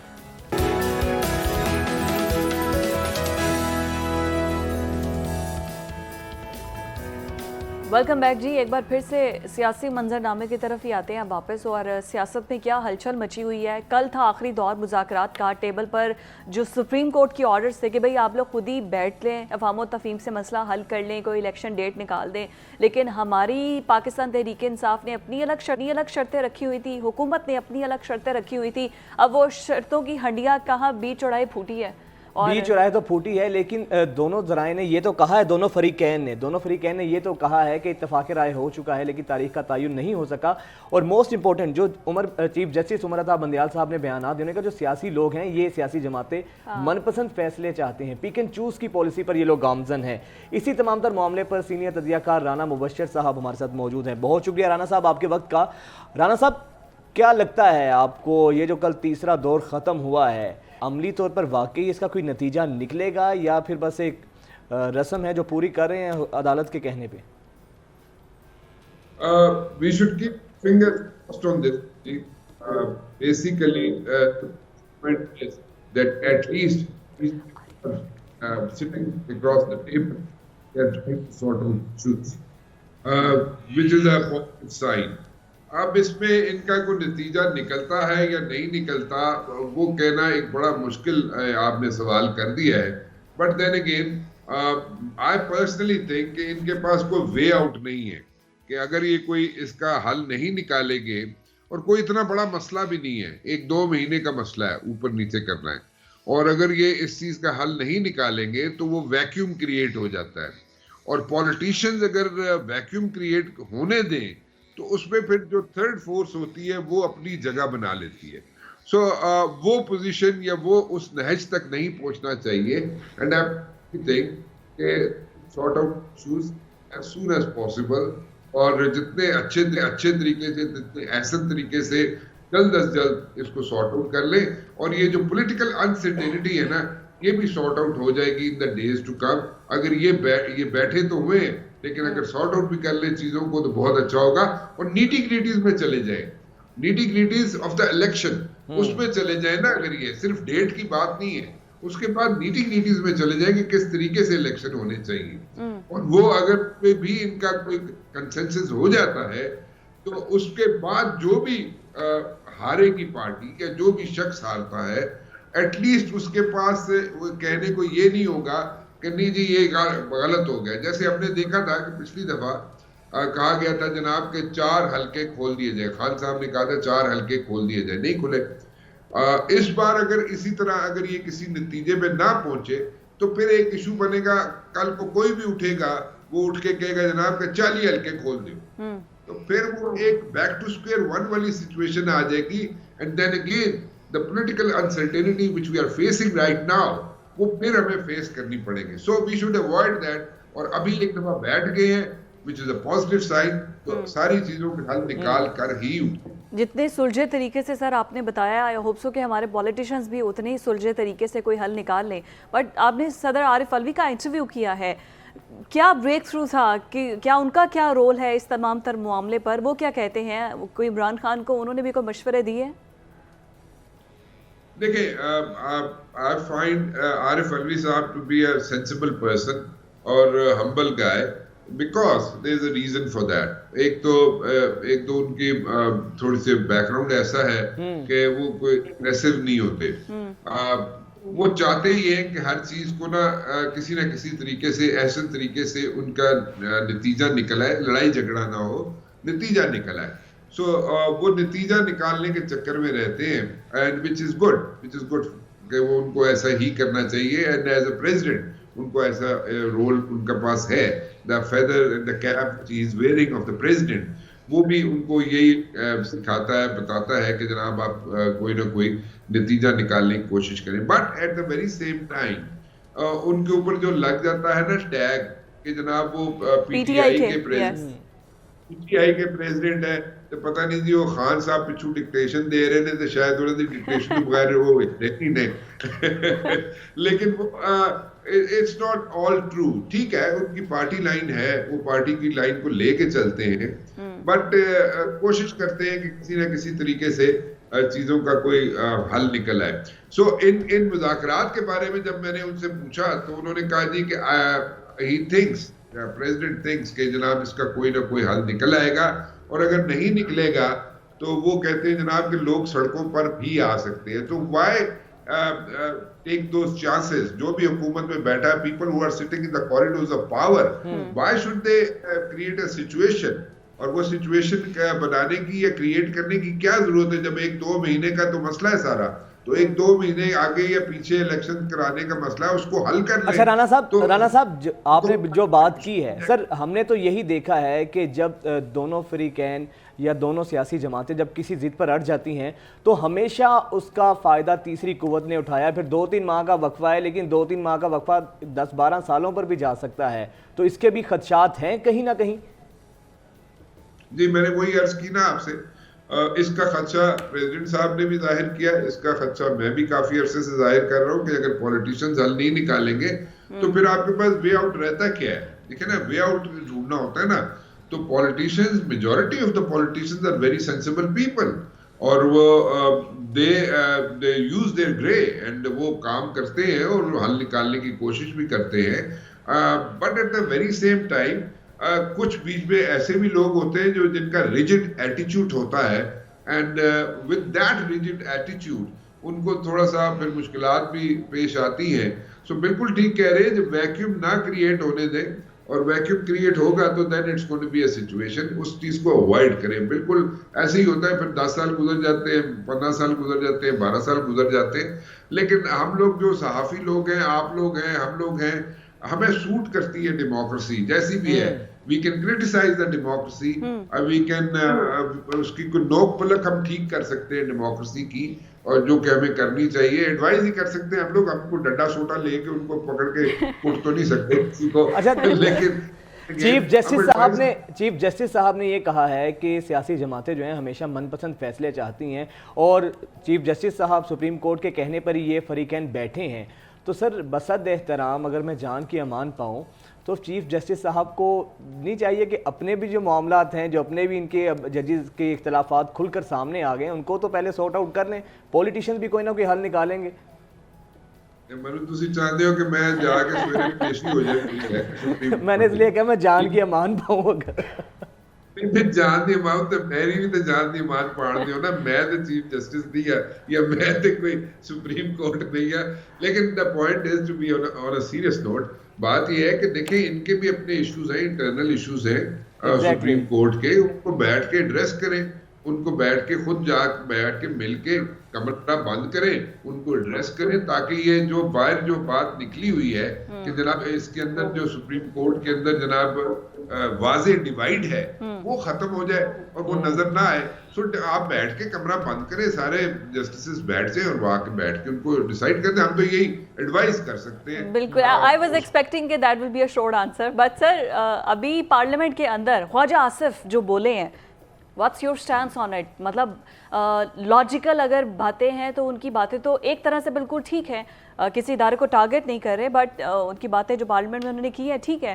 وٹ یو تھنک کہ جو انہوں نے ریکمنڈیشنز دی ہیں وہ اب کیا اس پر امپلیمنٹ بھی کیا جائے گا, اور جو پروسیجر بل ہے جو کہ ابھی سپریم کورٹ اس کو قانون بنانے کے حق میں ہی نہیں ہے, اس کو بار بار جو ہے وہ ڈسکس کیا جا رہا ہے, کیا آپ کی نظر میں وہ درست ہے؟ آپ بات ٹھیک کہہ رہی ہیں. دیکھیں ایک قانون ابھی بنا ہی نہیں ہے اور اس کے اوپر جناب ڈیسیژنز لینے شروع کر دیے جائیں, لیکن ٹھیک ہے. اور اس کے تنخواہ کا بھی ذکر کیا, تنخواہوں کا بھی ذکر کیا خواجہ آصف صاحب نے. دیکھیں ہر بندے کی یہاں پہ اگر پرائیویٹ سیکٹر میں آپ چلے جائیں گے تو پرائیویٹ سیکٹر میں تو لوگوں کی لاکھوں روپے تنخواہیں ہیں, اور ڈالرز میں, پاؤنڈز میں, you know it's a different ball game altogether. But then again اگر ہم یہاں پہ بات کریں سپریم کورٹ کی تو ٹھیک ہے, اس میں اگر آپ چینجز لانا چاہتے ہیں تو یہاں پہ بیٹھے parliamentarians are sitting over in lower house اور اپر ہاؤس, وہاں پہ انہوں نے جو چینجز لے کے آنی ہیں وہ لے کے آ سکتے ہیں. قوانین تو ان لوگوں نے بنانے ہیں نا, جو پارلیمنٹیرینز ہیں بنا لیں, جو بنانا ہے اس کو امپلیمنٹ تو کروا لیں اس میں جیسے کروانا چاہتے ہیں. But at the very same time دیکھیں اس قسم یہ بات صحیح ہے کہ جو پرائم منسٹرز ہیں, پرائم منسٹر جو پچھلے کئی عرصوں سے, جیسے یوسف رضا گیلانی کا اگزامپل دے دیتا ہوں میں. دیکھیں ایک ڈینیل زپیلی تھے اٹارنی جنرل جنیوا, اور زرداری صاحب کی حکومت تھی. میں نے ان کو اپنے شو میں لیا اور انہوں نے کہا جناب کہ اس وقت بڑا ٹف ٹائم دیا جا رہا تھا. اس وقت کے چیف جسٹس افتخار چودھری صاحب جو تھے وہ بڑا ٹف ٹائم دے رہے تھے پارٹی کی حکومت کو. تو انہوں نے کہا جناب کہ میں نے کہا یار مجھے ایجوکیٹ کریں اٹارنی جنرل صاحب, مطلب کہ اتنے ساڑا چیف جسٹس جڑا ہے روز اتنے جناب کسی نہ کسی کو باہر کٹ دینا ہے. You know the attorney general Geneva said کہ اس کو پش کیا جا رہا ہے تمہارے پرائم منسٹر کو کہ جناب وہ ایک خط لکھے. تو اگر وہ خط لکھ بھی دے گا تو جو کہ بعد میں لکھ بھی دیا یوسف رضا گیلانی صاحب نے, لیکن کہتے باہر خط لکھ بھی دے گا تو وہ کیس ہی ٹائم بار ہو چکا ہے. کانٹ انڈرسٹینڈ کہ ایک کیس ٹائم بار ہو چکا ہے تو پھر خط لکھنے کے کیوں پش کر رہے ہیں اس کو پرائم منسٹر کو. تو میں نے کہا جی میں تو نہیں سمجھا سکتا ہوں اس کو. اینی ویز وہ ذرا انگریزی میں تھا تو انگریزی ذرا میری تھوڑی کمزور ہے, لیکن میں نے کہا جی وہ شاید ان کی بھی اسی طرح کمزور ہو, اس وقت کے جو چیف جسٹس تھے شاید ان کی بھی اسی طرح کمزور ہو. ٹھیک ہے رانا صاحب بالکل آپ نے صحیح کہا, ایسا ہی ہے, اور اللہ کرے کہ یہ جو مذاکرات کی ہنڈیا ہے یہ جو ہے چڑھتے رہے اور اس کا جو کوئی نتیجہ جو ہے وہ پازیٹیو نکلے. بہت شکریہ آپ کا. بریک لینی ہے, حاضر ہوتے ہیں ایک بریک کے بعد.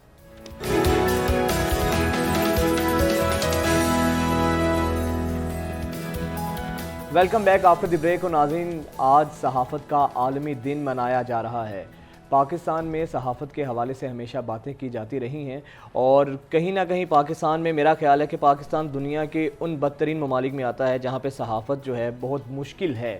اور گزشتہ سال بھی کافی ایسے واقعات ہوئے ہیں, اور 93 کے قریب صحافی اس وقت جو ہیں وہ شہادت ان کو ملی ہے, ان کو قتل کیا جا چکا ہے. 93 کے قریب تعداد ہے. 3 دن پہلے ایک ریسرچ میں پڑھ رہی تھی, اس میں یہی بولا تھا آلموسٹ 140 جرنلسٹ پاکستان کے اندر ایسے ہیں جن کو لائف تھریٹ ہے, اور پاکستان میں جرنلزم جو ہے نا وہ دا موسٹ ڈینجرس کہا جا رہا ہے کہ یہ وہ پیشہ ہے.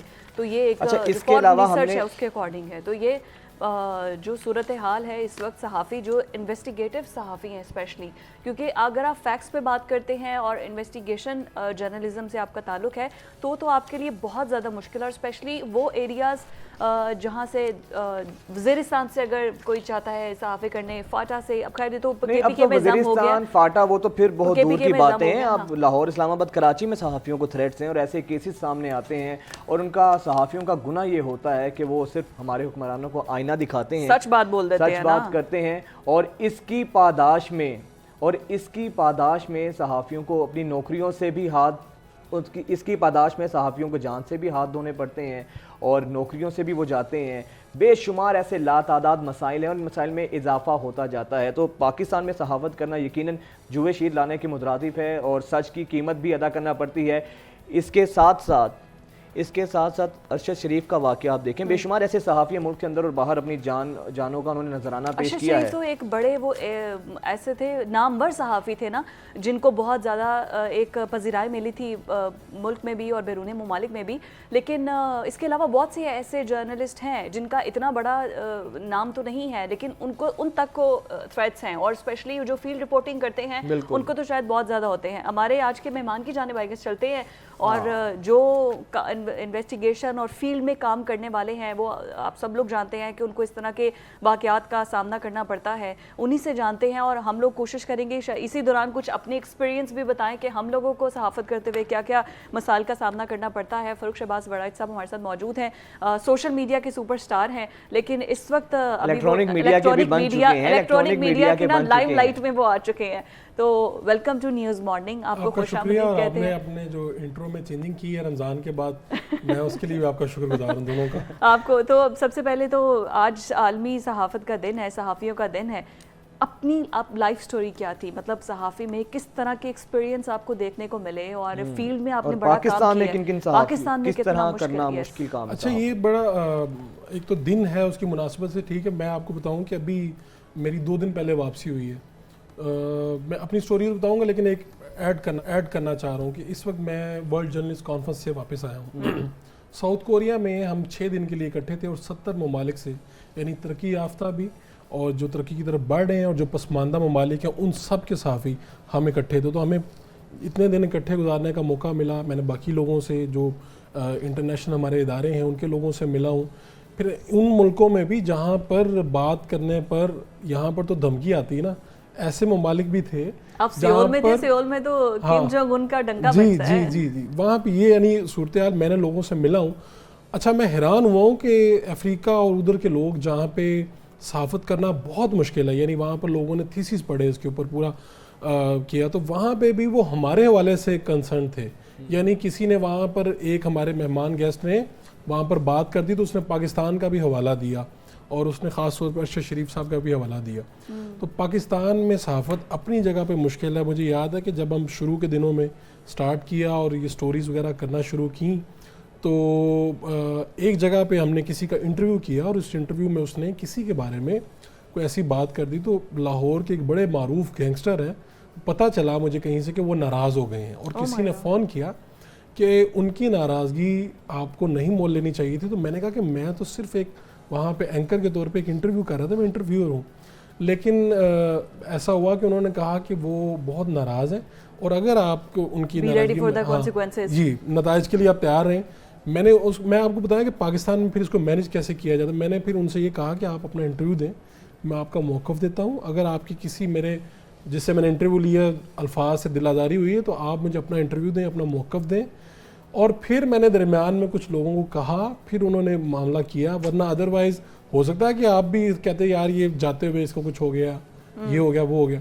تو یہ تو ہمارے سامنے ابھی آپ نے ارشد صاحب کا دیا, یعنی اتنے پرومیننٹ آدمی تھے ہمارے ملک کے چیف سے لے کے وزیر اعظم سے لے کے سب لوگوں نے جانتے تھے, اور ابھی تک کسی کو کچھ نہیں پتا کہ کیا ہوا ان کے. اور اس کے پے در پے سے واقعات ہیں جن کا ابھی تک رزلٹ سامنے نہیں. ابھی آپ دیکھیں عمران خان صاحب ہوں یا یہ شہباز شریف صاحب ہوں, آپ نے دیکھا کہ متی اللہ جان اغوا ہو جاتے ہیں, وہ دور ہیں, ان کے گھر پہ آ کے ان کو مارتے ہیں کوئی نامعلوم افراد.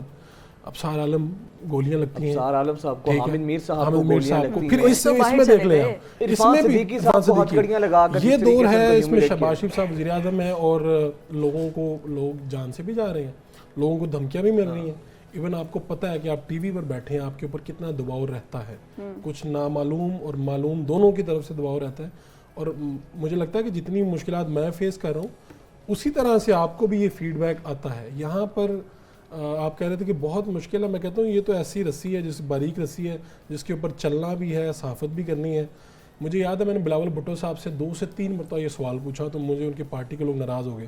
سندھ میں ہمارے ایک جرنلسٹ بھائی, ان کی لاش ملی تھی, اور لاش کیا ملی تھی, لاش یہ ان کا جو گردن ہے اس کے ارد گرد مائک کی یہ تار لپیٹی تھی, مائک ساتھ رکھا تھا, اور نہر جو سوکھی نہر ہے وہاں سے لاش ملی تھی ان کی.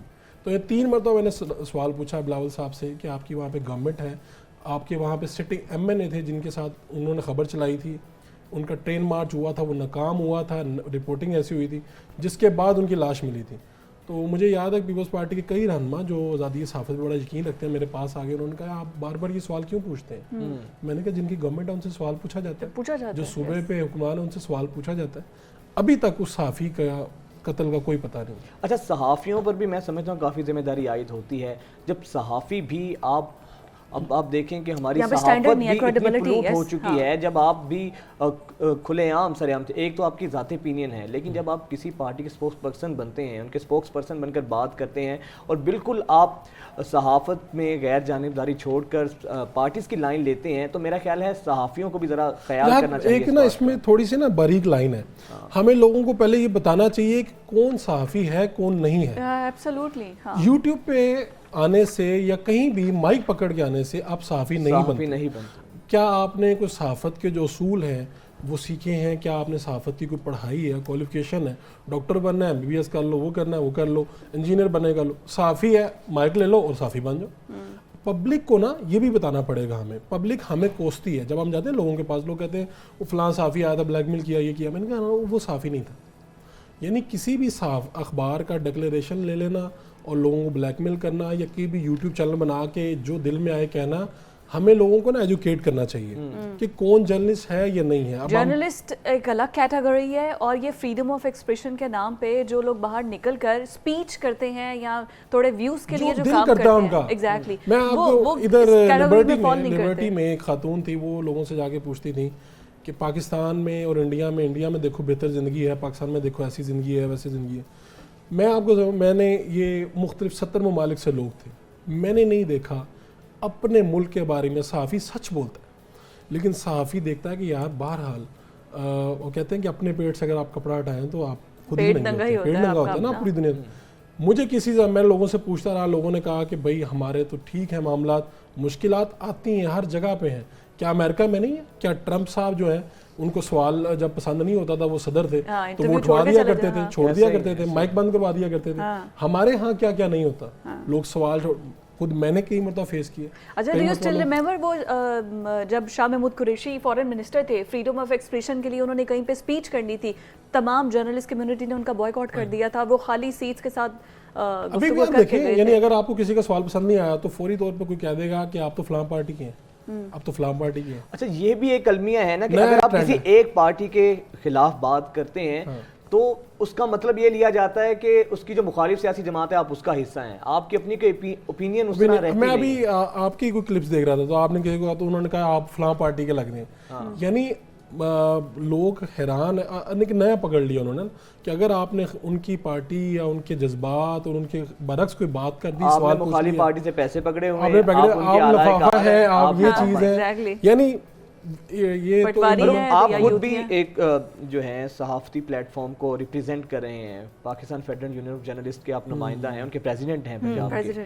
ہاں, تو صحافتی تنظیمیں ہماری کہاں پر کھڑی ہوتی, ان کی بھی بہت ذمہ داری ہوتی ہے. ہم یہ دیکھتے ہیں کہ ٹھیک ہے ایک سمبولک احتجاج بھی کیے جاتے ہیں, سمبولک پروٹیسٹ بھی ہوتے ہیں, لیکن جس طریقے سے آواز اٹھانے چاہیے, جو صحافی بے روزگار ہوتے ہیں ان کے تحفظ کے لیے کوئی اقدامات کرنے چاہیے, تو ان کی بھی ہمیں کہیں نہ کہیں کمی نظر آتی ہے. صحافتی تنظیموں کو بھی اپنی ذمہ داری ادا کرنی چاہیے. بدقسمتی سے کچھ سالوں پہلے صحافیوں میں جو اتحاد کا پرابلم رہا, اس میں کوئی مسئلہ آیا, گروپس بن گئے, چیزیں ہو گئی. آج بھی بہت سے لوگ کوشش کر رہے ہیں, لیکن جو یونٹی یا جو اگر کسی واقعے کے اوپر احتجاج ہمیں درکار ہے, جو چاہیے کہ گورنمنٹ کی ہمت نہ پڑے کہ جی گورنمنٹ صحافیوں کے متعلق, کیونکہ صحافی جو ہے یہ معاشرے کا آنکھ اور کان ہے, اسی نے بتانا ہے. اصل میں بس یہاں پر پریشر ڈالنے کے لیے گورنمنٹ ہی نہیں ہے نا صحافیوں پہ. تو یہاں پر یہ ہے کہ تھوڑا سا ہمارے میں اندر یونٹی کا پرابلم رہا ہے, گروپس میں گروپ بن گئے ہیں جس کی وجہ سے یہ پرابلم ہے. لیکن بہرحال کوشش کی جا رہی ہے. صحافتی تنظیموں کی اپنی خامیاں اور یہ معاملات موجود ہیں, خود مجھے فیس کرنا پڑتا ہے. یعنی جب ہم کوئی چیز ایسے کرتے ہیں اور ہم کہتے ہیں اکٹھے ہونا ہے, تو لوگ جو ہیں وہ اپنی کوشش کرتے ہیں کہ یار کسی ایک پلیٹ فارم پہ اکٹھے نہ ہوں, اپنی اپنی آراء کا اظہار کریں, اپنی اپنی بات کر لیں. لیکن جب تک ہم اکٹھے نہیں ہوں گے, وکلا کی ایک مثال دی جاتی ہے کہ وکلا میں اگر کوئی مسئلہ آیا, کسی کا مسئلہ ایسے اکٹھے ہیں اور اپنا حق لیتے ہیں, گورنمنٹ کو ان کو دکھاتے ہیں, گورنمنٹ کو کہ یہ ہمارا حق ہے. پولیس والے, پولیس, ہاں ایگزیکٹلی, پولیس والے جتنی بھی یونینز ہیں. اچھا, پولیٹیکل ڈویژن ہمیں صحافیوں میں بھی اب نظر آنے لگا ہے, بہت زیادہ ہے. سیاست میں جو تقسیم تھی وہ پولرائزیشن آگے نیچے بھی آئی ہے, صحافت میں بھی آ گئی ہے. لیکن اللہ کرے کچھ لوگ ابھی بھی اکٹھے ہیں آج بھی. جس طرح آج دن ہے, تو آج پریس کلب نے جتنی بھی صحافتی تنظیمیں ہیں, پی یو جیز ہیں, آر یو جیز, سب کو بلایا ہوا ہے. اور ایک ہی وہاں پہ پریس کلب میں آج اسی کے اوپر سیمینار بھی ہے. لوگوں کو ایک اکٹھا کرنے کی کوشش ہے تاکہ لوگ اپنے دیکھیں نظریات, جذبات کا اظہار کریں, اور وہ اختلاف ہے تو اس کو بیٹھ کے سارٹ آؤٹ کریں, اور پھر ایک مرتبہ یہ طے کر لیں کہ یار اگر اب کہیں پہ مسئلہ آئے, آزادی صحافت میں کوئی رکاوٹ ڈالے, کوئی بھی رکھنا اس میں ڈالے, تو ہم اکٹھے ہو کے ڈس انفو لیب کو کس طرح سے ختم کر سکتے ہیں. مطلب اس پہ کیا صحافتی کمیونٹی کو بھی, جرنلسٹ کمیونٹی کو بھی کام کرنا چاہیے, because disinformation, misinformation کوئی بھی فیڈ کر سکتا ہے آپ کو. ابھی تو یہ ہے کہ اس میں جیسے نا پارلیمنٹ اس پہ قانون سازی کے لیے بہت سی باتیں ہم لوگوں سے پوچھتے ہیں, وہ کر رہے ہیں. اس میں ہماری جتنی بھی کمیٹیز وغیرہ بنتی ہے اس میں صحافیوں کی نمائندگی موجود ہوتی ہے. یعنی اگر آپ ادھر سے پارلیمنٹ بھی کوئی کمیٹی بناتی ہے, اس میں مالکان, ہماری صحافتی یونین کا نمائندے, اسی طرح نیچے تک پریس انفارمیشن ڈپارٹمنٹ ہو یا ڈی جی پی آر ہو, ہر جگہ پہ صحافیوں کی وہ نمائندگی موجود ہے. مسئلہ یہ ہے کہ امپلیمنٹیشن کا معاملہ ہے. ہم لوگ تو ایک کوشش کر سکتے ہیں, ہم بہرحال کسی نہ کسی چیز کے ساتھ وابستہ ہیں. ایک چیز جو مجھے بہت پنچ کرتی ہے کہ آپ, میں یا ہم لوگ, ہم سب نے آئی گیس سب نے ہی آلموسٹ فیلڈ ورکنگ کی ہوئی ہے. ہمارے ساتھ ہمارا کیمرہ مینس بھی ہوتے ہیں, کیونکہ جتنا پرابلم یا جتنی چیزیں ہم فیس کر رہے ہیں نا, وہ آن دا گراؤنڈ سچویشن انہیں بھی فیس کرنی پڑے گی. لیکن ایٹ دیٹ جو ہائی لیول پر پریشر آتا ہے وہ تو صرف جو کیمرے کے سامنے ہے اس پر بھی آتا ہے. لیکن موقع پہ سب سے زیادہ اس پہ کیمرہ مین, کیونکہ لوگ کیمرے کو پکڑ. میرے ایک انٹرویو کا مسئلہ تھا, تو وہ جو صاحب تھے وہ بار بار کہہ رہے تھے کہ کیمرہ بند کرو. وہ کیمرہ بند کرنے, میں نے دیکھا کہ وہ کیمرہ بند نہیں کر رہا تھا, تو پیچھے سے بندے نے آ کے اس کو دبوچ لیا. تو اس کو بھی ہوتا ہے. اور دوسرا فرق یہ بھی ہے کہ دیکھیں جب سے ڈیجیٹل میڈیا آیا ہے, ایک تو سب سے بڑا عالمیہ ڈس انفو لیب کی جو آپ نے بات کی ہے, وہاں پہ کوئی ریگولیٹری باڈی نہیں ہے, اتھارٹی نہیں ہے. پیمرا پہ, ہمارے الیکٹرانک میڈیا پہ ایک چیک اینڈ بیلنس ہے. کریڈیبلٹی کے لیے آپ کو پھر بھی الیکٹرانک میڈیا کو ہی دیکھنا پڑتا ہے. اس کو یہ جو ہمارے ڈیجیٹل میڈیا پہ جو کچھ ہو رہا ہے, اور اس میں آپ اور ہم بھی جانتے ہیں کہ کیونکہ کوئی پوچھنے والا نہیں ہے, تو پھر ہم اپنی ذاتی انا کی تسکین کے لیے جس کی چاہیں ہیں پگڑی اچھالتے ہیں, جس کی چاہتے ہیں ہم عزت کا جنازہ نکالتے ہیں. اس کو کس طریقے سے ہم بیلنس کر سکتے ہیں؟ اس میں دو چیزیں وجہات. ایک تو یہ کہ ہم خود اپنا, ایک تو یہ کہ ہماری کمیونٹی کے جو لوگ ہیں, ہم لوگ اپنا جو حکومت تو کرے گی قانون سازی, پارلیمنٹ کرے گی اپنا, لیکن ہم لوگ بھی کچھ بنا لیں, اس کا کوئی دائرہ کار بنا لیں. جیسے آپ دیکھیں نا ایس او پیز بنا لیں. ہمارے جس طرح سے پریس کلبز ہیں بڑے شہر میں, जो जयद लोग हैं, जो सीनियर लोग हैं, जिन्होंने जिस तरह हमारी मेंबरशिप लेनी होती है आपने प्रेस क्लब की, तो एक अरसा दरकार है, आपको 5-6 साल का तजुर्बा होना चाहिए, ग्रेजुएशन होनी चाहिए, ये होना चाहिए, वो डॉक्यूमेंट हम जमा करवाते हैं, फिर हम मेंबर बनते हैं। इसका भी ये होना चाहिए कि डिजिटल पे जो लोग काम कर रहे हैं इनको आप किसी कैटेगराइज करें, इनको उसमें लाएं दायराकार में। अभी कोई दायराकार नहीं है। यूट्यूब चैनल बनाना बड़ा आसान है, अभी मैं फौरी तौर पे आपके सामने बैठे बैठे बना दूंगा। यूट्यूब चैनल पे कोई रेगुलेशन नहीं है। तो ये है कि हम जो सहाफ़ी हैं, हमारी यूनियंस हैं, हम मिल के इसके ऊपर कोई बैठ के बना सकते हैं, लेकिन इम्प्लीमेंट बहरहाल हुकूमत ने करवाना है, क्योंकि अगर कोई कुछ कर रहा है तो खिलाफ वर्जी करेगा तो हम तो उसको सज़ा नहीं दे सकते जाके। अभी देखें कि आप इस चैनल पे बैठ के यहाँ पे कुछ ऐसा अगर आपसे हो जाए तो आपको फौरी तौर पर फाइन है, आपको आपका शो जो है वो किया जा सकता है, नोटिस हो जाता है 5-6 दिन के लिए। कितने एंकर्स के साथ हुआ है। तो यानी एक मौजूद है सज़ा और जज़ा का तस्वुर, तो वो वहाँ पे भी अगर इसकी कैटेगरी बन जाए, इसको हम दायरा कार में ले आएँ, उसके बाद मेरा ये ख्याल है कि जो इस तरह के लोग हैं वो खुद ब खुद कम हो जाएंगे या उसके अंदर आ जाएंगे, खुद ब खुद उस दायरे के अंदर आ जाएंगे, और पता होगा कि यार यहाँ पर भी अब। अच्छा, लास्टली मुझे ये बताइए कि किसी कोई स्टोरी अगर आप ब्रेक करते हैं, आप, मैं या कोई भी सहाफ़ी स्टोरी ब्रेक करता है, पीछे फिर समटाइम ऐसा होता है कि मालिकान को फ़ोन आ जाता है कि हमारे ख़िलाफ़ ये स्टोरी बनाई, जैसे आपने बोला कि आपको कॉल रिसीव आई, तो फिर मालिकान फौरी तौर पे कहा जाता है इसको फारिग कर दिया जाए नौकरी से। ये भी होता है कि पीछे कोई प्रेशर लेने वाला नहीं होता, इवन दो जिस इदारे में आप काम कर रहे होते हैं वो लोग भी नहीं उसका प्रेशर बर्दाश्त कर सकते। मैं आपको बताता हूँ, अभी यास्मीन राशिद साहिबा वज़ीर सेहत थी, तो एक जर्नलिस्ट ने उनसे सवाल पूछा, तो उन्होंने बड़ी बदतमीज़ी के लहजे में, और बड़ा फिरौनियत वाला लहजा था, और उन्होंने उसको डिस्करेज किया सबके सामने। अब वो डेफिनेटली हर्ट हुआ होगा, हम लोग भी बड़े हर्ट हुए। तो हमने लोगों से पूछा, ये वो पता चला कि वो सहाफ़ी ने कहा मुझे कोई प्रॉब्लम नहीं है। पता क्या चला, हुआ क्या था, हुआ ये था कि मालिकान को फ़ोन चला गया, और पता था कि वो सहाफ़ी को ये था कि इस बदतमीज़ी के नतीजे में जो वज़ीर साहिबा ने की है मुझे ना नौकरी से हाथ धोना पड़ा। हमारे प्रेस गैलरी के सदर हैं इखलाक बाजवा, उनको राजा यासिर हुमायूं उन्होंने यहाँ से पकड़ लिया, बाकायदा गले से पकड़ लिया। यासिर हुमायूं वज़ीर तालीम के जो मिनिस्टर थे, उन्होंने हमारे सामने पकड़ा, और उसी जो इखलाक बाजवा साहब हैं उन्हीं को मुश्किलात का सामना करना पड़ा। यानी जिस पे जुल्म हुआ है उसने जब शिकायत की तो उन्हीं को मुश्किलात का सामना करना पड़ा। और ये मिसालें ऐसी हैं कि पाकिस्तान में सहाफत करना यकीनन फवाद चौधरी ने 2-3 सहाफियों को थप्पड़ मारा, और उनसे मैंने ये सवाल पूछा भी, तो उन्होंने इस पे, और वो अभी भी इस चीज पे बजाय नाज़िम या पशेमानी के उसको फखर से बताते हैं। हालांकि वो खुद भी थोड़ी देर के लिए छोटे से सहाफी रह चुके हैं। ऑन द अदर हैंड सहाफियों की भी कुछ जिम्मेदारियां होती हैं, उनको भी चाहिए कि जब आप किसी के बारे में खबर देते हैं तो उसकी जरा मौक़िफ़ लें, दोनों तरफ का मौक़िफ़ लें, और ये कोशिश करें कि हमने किसी को डीफेम नहीं करना, अपने अल्फाज का चुनाव बेहतर हो, स्टोरी की जो वर्डिंग है उससे पता चले कि आप सहाफ़ी हैं या आपने कहीं बैठ के थड़े पे बैठ के बातें कर रहे हैं। और बाद दफा बात गलत नहीं होती, उसके कहने का अंदाज गलत होता है। बहुत शुक्रिया फरूख आपकी आमद का। और यकीनन पाकिस्तान में सहाफ़त जितना देखने वालों को लगता है, या जो लोग फैसिनेट करते हैं कि ये सहाफ़त तो शायद टीवी पर बातें करने का नाम है, लेकिन इतना आसान नहीं है। जिन पर गुजरती है वो ही जानते हैं। लेकिन हम सबको चाहिए कि गवर्नमेंट को ख़ास तौर पे चाहिए कि जिस तरह बाकी शहरियों की जानो माल का तहफ़्फ़ुज़ रियासत की ज़िम्मेदारी है, तो सहाफ़ियों की भी जानो माल का तहफ़्फ़ुज़ रियासत की ज़िम्मेदारी है। सहाफ़ी, जिस तरह फ़ारूक ने कहा, किसी भी मुआशरे का आँख और कान होते हैं। सहाफ़ी आईना होते हैं जो मुआशरे की जो मसाइल हैं उनको उजागर करते हैं। तो सहाफ़ी अगर महफूज होगा तो बराह रास्त इसका असर मुल्क पर भी पड़ेगा, और मुल्क भी जो है बेहतरी की जानिब जाएगा। फाइनेंशियल सिक्योरिटी और जॉब सिक्योरिटी, ये दोनों बहुत बड़े इश्यूज हैं। फिर कोई सहाफ़ी जिसे कहते हैं ना, कोई बेकेगा भी नहीं है और कोई किसी के प्रेशर में आएगा नहीं, सही हकाइक पर मबनी बात करेगा। We have to go on a break, stay with us.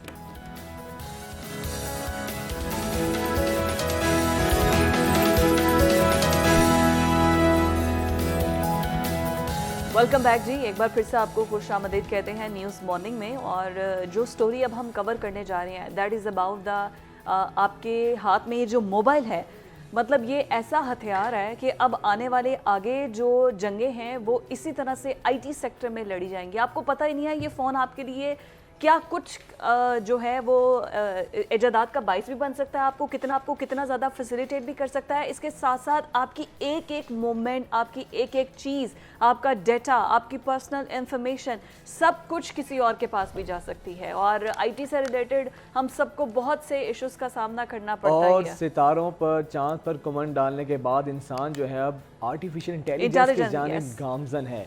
اس کے نقصانات کیا ہوں گے, اس کے فوائد کیا ہوں گے, اسی پر بات کرنے کے لیے آرٹیفیشیل انٹیلیجنس ایکسپرٹ ہمارے ساتھ موجود ہیں. بہت شکریہ رائد آپ کے وقت کا. رائد بتائیے گا کیا مستقبل ہو سکتا ہے آرٹیفیشیل انٹیلیجنس کا, اور اس کے نقصانات کیا ہوں گے مستقبل میں, فوائد اس کے کیا ہوں گے؟ دیکھیے دنیا 2 حصوں میں ڈیوائیڈ ہو جائے گی صرف 3 سال کے اندر. ایک وہ ہوں گے جو آرٹیفیشیل انٹیلیجنس کو یوز کر کے کمائیں گے, ملینئر بلینئر بنیں گے, اور دوسرے وہ ہوں گے جن کو آرٹیفیشیل انٹیلیجنس یوز کرے گی اور وہ محروم رہ جائیں گے, وہ غریب رہ جائیں گے, وہ ان امپلائمنٹ ہو جائیں گے. یہ فیصلہ اس وقت دنیا نے کرنا ہے کہ وہ آرٹیفیشیل انٹیلیجنس کو یوز کر کے ترقی کرے گی یا آرٹیفیشیل ان کو یوز کرے گی. بس اتنی سی بات ہے, اس سے زیادہ بات نہیں ہے. اچھا, ہیومن ریسورس کے حوالے سے بتائیے گا. پہلے ہی آپ کو پتا ہے کہ دنیا بھر میں ایک ریسیشن ہے اور بحران بھی ہے, روزگار کے حوالے سے لوگوں کو نوکریاں نہیں ملتی ہیں. تو آرٹیفیشیل انٹیلیجنس کا ایک نقصان تو یہ بھی ہوگا جو ہیومن ریسورس ہوگا وہ اس کی شاید وہ ضرورت محسوس نہیں ہوگی. جی دیکھیے آرٹیفیشیل انٹیلیجنس ان امپلائمنٹ جنریٹ کرے گا.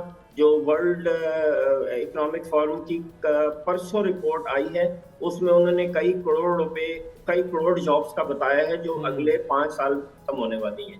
تو yes, jobs will be lost, jobs ختم ہوں گی, لیکن دوسری طرف ایسے بزنسز بھی نمودار ہوں گے جو آرٹیفیشیل انٹیلیجنس کی وجہ سے نمودار ہوں گے. ان کا جنم ہی آرٹیفیشیل انٹیلیجنس کی وجہ سے ہوگا, اور جو لوگ اس کو کریں گے وہ لوگوں کو امپلائی بھی کریں گے. لیکن شرط یہ ہوگی کہ آپ کو آرٹیفیشیل انٹیلیجنس آنی چاہیے, آپ کی اس پہ کمانڈ ہو. تو سر پاکستان کے اندر فیوچر کیا ہے اس کا؟ بیکاز یہاں پر تو بیسک ایجوکیشن رائٹس نہیں ہیں بچوں کے پاس. زیادہ تر تو لیبر ہے, مڈل کلاس یا جو لوئر مڈل کلاس ہے ان کے پاس تو ایجوکیشن کے بیسک رائٹ نہیں ہے, اچھے پرائیویٹ سکولز میں وہ جا نہیں سکتے. تو یہاں پر آرٹیفیشیل انٹیلیجنس کا کیا فیوچر ہوگا؟ مس دیکھیے آپ نے اس سوال کا جواب آلریڈی دے دیا. آپ نے کہا ہے کہ آپ کے ہاتھ میں جو موبائل ہے یہ پوری دنیا ہے, یہ ایک بہت بڑا ٹول ہے. موبائل نے اور اس کے اندر اب جب آرٹیفیشیل انٹیلیجنس آ گئی ہے تو یقین جانیے لیول پلینگ فیلڈ کر دی ہے. جو کچی بستی میں رہنے والا بچہ ہے اور جو 1 لاکھ روپے ماہانہ اسکول میں جا رہا ہے وہ دونوں اس سے برابر ہو گئے ہیں. آپ آرٹیفیشیل انٹیلیجنس کو یوز کریں, آپ بہت کچھ اچیو کر سکتے ہیں. میں نے پروگرام بنایا ہے چونکہ یہ میری فیلڈ ہے تو میں نے انٹرپرینورشپ کا ایک پورا پروگرام بنایا ہے جو میں فری میں لوگوں کو دے رہا ہوں کہ لو اس کو فالو کرو, آرٹیفیشیل انٹیلیجنس پہ جاؤ اور اس کو یوز کر کے اپنا فیوچر بناؤ. اچھا یہ فری آف کاسٹ ہے, پلیز اس کی ڈیٹیلز بھی بتا دیں ہمارے جو ناظرین. بس آپ نے یوں کرنا ہے کہ فیس بک پہ مجھے فالو کر لیں, ٹک ٹاک پہ فالو کر لیں, RAYED رائد AFZAL افضل, اور اس پروگرام کا نام ہے become an entrepreneur with chat GPT. اس میں نے پوری انسٹرکشنز دی ہیں کہ کس طرح آپ انٹرپرینور بن سکتے ہیں چیٹ GPT کو یوز کر کے. میں نے پوری کمانڈز لکھ دی ہیں, ان کو بنانے میں مجھے بہت ٹائم لگا ہے لیکن وہ ٹیسٹڈ ہے. آپ وہ کمانڈ چیٹ GPT پہ ڈال دیں, پھر دیکھیے چیٹ GPT آپ کو ٹوٹل ہیلپ. اچھا رائد صاحب جو جیفری ہنٹن ہیں جو آرٹیفیشیل انٹیلیجنس کے موجد ہیں وہ اپنی عہدے سے ریزائن دے چکے ہیں اور انہوں نے کہا ہے کہ مجھ سے بہت بڑی غلطی ہوئی ہے, اس کے جو نتائج ہیں وہ بہت خوفناک ہو سکتے ہیں اور مجھے ریگریٹ ہے یہ کرنے پر. تو جب موجد اس کے خود یہ کہہ رہے ہیں, اس کے جو بانی ہیں کہ ان سے سنگین غلطی ہوئی ہے, اس کے خطرات جو ہیں بہت زیادہ سنگین ہیں, تو پھر کہیں نہ کہیں جاب سیکیورٹی سے لے کر بے شمار ایسے خدشات تو موجود ہوں گے جس کی بنا پر انہوں نے یہ اسٹیٹمنٹ دی ہے. جی میں آپ کو اس کا جواب دیتا ہوں. آپ نے الفریڈ نوبل کا نام سنا؟ نہیں میں نے نہیں سنا. نوبل پرائز جس کے نام سے ہوتا تھا, نوبل پرائز جس کے نام سے ہے, آپ کو پتہ ہے الفریڈ نوبل نے کیا چیز ایجاد کی تھی؟ نہیں بالکل نہیں, بتائیے گا. اچھا ڈائنامائٹ. اوکے. اور جب اس نے ڈائنامائٹ ایجاد کر لیا تو اس کے بعد اسے احساس ہوا کہ میں نے تو بڑی خطرناک چیز ایجاد کی ہے, تو میں اب اس سے ہٹ رہا ہوں پیچھے اور میں ایک نوبل پرائز کے نام سے ایک پرائز ایشو کر رہا ہوں جس کی انکم اسی ڈائنامائٹ کے بکنے سے آتی ہے کہ بھئی میں نے بڑا غلط کام کیا ہے. تو ڈائنامائٹ جو ہے نا, یہ جو ہم مکان جس میں رہتے ہیں نا, اس کے لیے جو سیمنٹ نکلا ہے نا وہ اسی ڈائنامائٹ کے پھٹنے سے بنا. وہ پہاڑوں میں پھاڑا گیا تو سیمنٹ جپسم نکلا, اس سے گھر بنے. کہنے کا مطلب یہ ہے کہ ہر ایجاد اپنے اندر نہ اچھی ہوتی ہے نہ بری ہوتی ہے، یہ لوگ ہوتے ہیں جو اس کو اچھا برا بناتے ہیں. ہم اب ChatGPT artificial intelligence سے پیچھے نہیں ہٹ سکتے، یہ دنیا میں آ گئی ہے. اب میرے آپ کے اوپر ہے ہم اس کا کتنا اچھا استعمال کریں. رائٹ، تو ٹھیک ہے، بہت شکریہ راحیل افضل صاحب آپ کے وقت کا. اور اس میں تو ایک بات انہوں نے بالکل ٹھیک کہی، کوئی بھی انوینشن ہوتی ہے اس کے پوزیٹیو اثرات بھی ہوتے ہیں، اس کے نیگیٹو اثرات بھی ہوتے ہیں، اور جو لوگ سیکھنا بھی چاہتے ہیں وہ اٹس اپ ٹو یو کہ آپ اس کو یوز کیسے کرتے ہیں، اس کو یوٹیلائز کس طرح کرتے ہیں. اور آگے آنے والے آئی گیس ٹائم یہی ہے، آگے آنے والے آئی ٹی سے ریلیٹڈ ہی ہے آگے آنے والا ٹائم، کیونکہ سب کچھ کوڈنگ میں اور سسٹم کے ذریعے ہوگا. اب تو مجھے جہاں تک نظر آتا ہے اب یہ کرنسی نوٹس بھی ہمارے پاس نہیں ہوں گے، سب کچھ ڈیجیٹل ہی ہوگا. آدھی سے زیادہ دنیا تو ویسے ڈیجیٹل کوئنس پہ اور اس طرح سے چلے گی. اب کرنسی نوٹس یہاں پر ہی ہیں، ویلیو کرنسی کتنی ڈی ویلیو ہو جائے گی. We have to go on a break.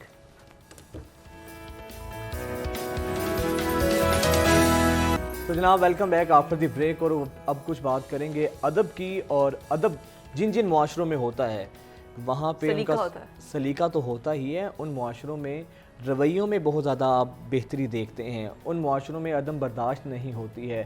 اور ادب جن معاشروں میں ہوتا ہے ان معاشروں میں ایک برداشت کا کلچر پروان چڑھتا ہے. اور یہ تبھی پروان چڑھے گا جب ادب کا ذوق رکھنے والے لوگ ہمارے معاشرے میں موجود ہوں گے. اور ادب جو ہے وہ بچوں کو شروع سے ہی سکھایا جائے گا. ہمارا اب کا جو المیہ تھوڑا سا یہ رہا ہے کہ ہم صرف اپنے جو ہماری کورس لائن ہوتی ہے اسکولز کی، صرف ہم اسی کو فالو کرتے ہیں اور بالکل ایک گڑے کے مینڈک بن کے رہ گئے. لیکن اسی دور کے اندر ایسے لوگ بھی موجود ہیں جو بچوں میں ادب جو ہے نا پروان چڑھا رہے ہیں، اور ادب کے ذریعے زبردست کہانیوں کے ذریعے شعور پیدا کر رہے ہیں، ان کی تربیت کر رہے ہیں. کیونکہ تعلیم تربیت کے بغیر بالکل ادھوری اور نامکمل ہے. بچوں کا جو میموری ہے نا یہ بالکل فریش ہوتی ہے، اس میں آپ جو فیڈ کرتے جائیں گے نا وہ شاید مرتے دم تک ساتھ ساتھ رہتی ہے. سب سے اچھی چیز مجھے یہ لگی ہے کہ اب جو مہمان ہمارے ساتھ موجود ہیں تھوڑا سا خوشگوار حیرت ہوتی ہے کہ وہ پولیس ہیں اور اس کے ساتھ ساتھ ادیب بھی ہیں، ورنہ 1985 سے وہ سروس میں ہیں. اور ان کا تعارف ہی یہ ہے، پولیس انسپیکٹر سے زیادہ ان کو بچوں کا ادیب کہا جاتا ہے. ان کے اوپر مقالے لکھے جا رہے ہیں، پی ایچ ڈیز ہو رہی ہیں، تھیسز ان کے اوپر بن رہے ہیں. تو اتنی بڑی خدمت جو ہے یہ سر انجام دے رہے ہیں. انسپیکٹر احمد عدنان طارق صاحب ہمارے ساتھ موجود ہیں. بالکل، ان کو بہت سے ایوارڈز بھی جو ہیں وہ ملے ہیں، تو ان کو ہم خوش آمدید کہتے ہیں. سر بہت شکریہ عدنان صاحب، ویلکم ٹو نیوز مارننگ. اور پولیس والوں کا اتنا نرم رویہ بڑی ویسے خوشگوار حیرت ہے. اور پولیس کا ادب سے تعلق یقیناً یہ خوشگوار حیرت بھی ہے، اس میں کوئی شک نہیں کہ پولیس والے بہت زبردست کام بھی کرتے ہیں. تو سر یہ ادیب بنے آپ، یہ ذوق آپ کے اندر کیسے پیدا ہوا؟ اور ماشاءاللہ بڑا زبردست آپ کام کر رہے ہیں. کیسے یہ سٹوریز کا سلسلہ شروع ہوا؟ ایکچولی پہلے بہت بہت شکریہ آپ بیسیکلی میری مدر بہت ہی میں چھوٹا تھا تو ان کے اسکول سے یہ بچوں کی کہانیاں پڑھتے تھے لکھتے ہوئے. اس شہر میں سے پہلے کلچر خاص کے بچے جو ہیں وہ سیریز میں ہوتی نہیں تھا کرنے، تو بچے کے ناول وغیرہ پڑھتے تھے، روشن خاص بڑے بڑے کا پڑھا رہے تھے کہ بچے کے لیے کتابیں چھاپتی تھی. تو وہی سے شوق ہوا. اس کے بعد کیا ہوا اس کے بعد انسیڈنٹ ہوا جس میں کام کر رہا تھا. تو جب کام کرتا پھر میں کیا کرنا اس طرح سے نہیں کرنا، تو پھر وہ ایک جذبہ آتا ہے کہ مطلب سب سے میں آپ کو ماں ہی یاد آتا ہے یا اللہ تعالیٰ یاد آتا ہے. میری ماں کے ساتھ یہ کتابیں بھی میں نے پھر دوبارہ پڑھنا شروع کیا اور اس کو کلیکٹ کرنا شروع کیا. کلیکٹ کرنے کے بعد تو آج آپ کے سامنے کتابیں گئے کیا جو میں بتاؤں کیا کہ سر آپ کو لٹریری ایوارڈ 2020 بھی ملا ہے، پھر اس کے ساتھ آپ نے بہت سی بکس بھی لکھی ہیں، کہانیاں بارش اور گلاب، خوابوں کا سوداگر، پریوں کی تلاش، جزیرے کا راز، بونوں کا دیس. مطلب مجھے اپنا بچپن یاد آ گیا. ہم لوگ تو بچپن میں ایسی بکس پڑھتے تھے، لیکن اب کے بچے مجھے لگتا ہے اس قسم کی فیسینیٹڈ کہانیوں سے نا محروم رہ گیا. ان کے پاس تو جو موبائل میں کریکولر ایکٹیویٹیز جو کریکولر موبائل پہ وہ جو ان کی سٹوریز ہیں، اور موسٹلی وہ اردو لینگویج میں تو ہوتی نہیں ہے، یا انڈین ہوتی ہے، ہندی ہوتی ہے. ایک کلچر کا بھی بچوں میں نا بہت زیادہ آ گیا ہے. یہ سٹوریز میں ابھی جیسے بتا رہی تھی، میں ایک بک شاپ کے اندر پڑھ کے آتی تھی، ہاف ڈیوائڈ کر کے، اور ایک میں خرید کے لے کے آتی تھی کہ میں نے بکس پڑھنی ہے. ہمیں تو اتنا شوق تھا. سبھی بچوں نے آج ہم کو اچھی کہانیاں دیکھتے، لیکن اگر آپ اس کو بھی کرتے رہیں گے، مطلب ان کو ایسا کرتے ہیں تو کہانی تو نہیں ہوتی، وہ تو پیچھے ہی ہوں. کام کے لیے تو بہت سے لوگ ہیں نا, ہیڈ ماسٹر صاحب ہیں, ٹیچر ہیں, مدر ہیں, گرینڈ فادر ہیں, گرینڈ مدر ہیں. تو بچہ جب آپ پاس میں جانا چاہتا ہے اس وقت سے اپنی جو دیکھ کرتے ہیں اس میں سے کچھ پیسے خرچ کے مرضی لے کر یا اسٹوری بک لیتا ہے. پرائیویٹ کی اسٹوری ایسی ہیں جیسے کسی اسٹوری کے اندر بڑے جانے کی وہ محبت کی اسٹوری ہے, تو بچے کی کہتے ہیں جو کنفائن کر دیا ہے وہ آگے نہیں جا سکتے.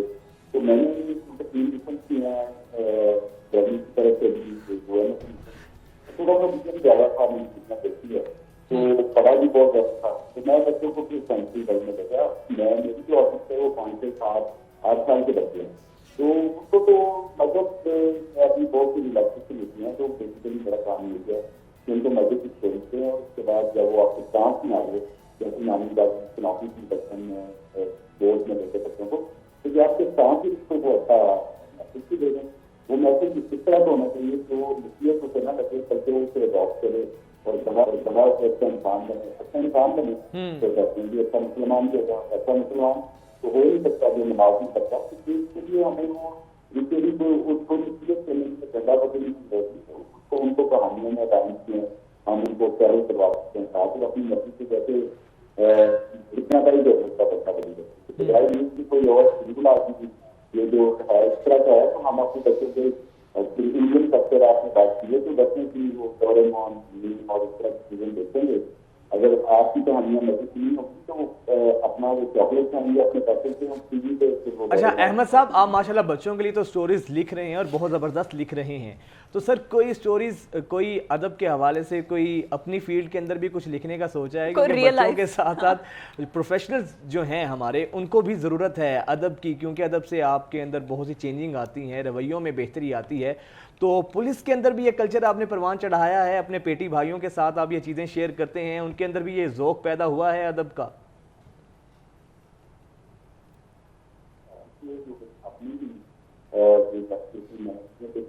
ابھی جیسے میں بول رہا ہوں تو آفس میں آئے گا بلکہ ڈیٹ ہو گیا مجھے ایسے تو کام کرتے ہیں. تو اس میں بتا دیجیے کہ پولیس میں اگر آپ ایسے کر رہے ہیں تو جو کیسز درج ہوتے ہیں ہاتھ پہ یا اس طرح کی بڑی وہ تو ہوتی ہیں, لیکن اس کے علاوہ جو ایسے آتی ہیں کسی مطلب جو گھریلو معاملات ہوتے ہیں وہ بھی اچھی اسٹوریز کی ہوتی ہیں. تو میری جو بک ہے وہ میں اچھے کے نام سے اسٹارٹ کرتی تھی تو مطلب کی طرف سے اس میں میری اپنی ہاتھ کو اسٹوریز خلاف کیا ہے کہ جو ہماری ریلیٹو اسٹوریز ہوتی ہیں جیسے جہاں باتیں رکھتے ہیں پولیس والے کی پوری پڑھنے کی جا سکتی ہیں. تو اس میں یہ لیسن ہے جو بات خواتین میں میرے پولیس کا ہم کو یہ میسج ہے کہ انجوائے کرتے ہوئے. ٹھیک ہے, 3000 پلس سٹوریز آپ نے لکھی ہیں. تو عدنان صاحب ادیب جو ہوتے ہیں نا فضا ویسے بڑے سافٹ سے ہوتے ہیں, حساس ہوتے ہیں, اور ایس ایچ او جو ہوتے ہیں ان کا مزاج پبلک ڈیلنگ کا ہوتا ہے اور بڑا کرخت ان کا رویہ بھی ہوتا ہے, بڑا تلخ ان کا لہجہ بھی ہوتا ہے اکثر. تو عدنان صاحب آپ کے اندر تو ادیب ماشاءاللہ آپ تو پورے ہی سرتاپا ادیب ہیں, سراپا ادب میں ڈوبے ہوئے ہیں. تو سر آپ کے رویے میں کیسا ہوتا ہے, آپ کی اس کیفیت پر ایس ایچ او شپ کا غلبہ ہے یا پھر آپ کا یہ جو ادیب ہے وہ ڈومیننٹ ہے؟ دیکھیں بات یہ کہ تقسیم پر کرنا آپ نے سر ٹائم پہ کرنا ہے. آپ کسی اور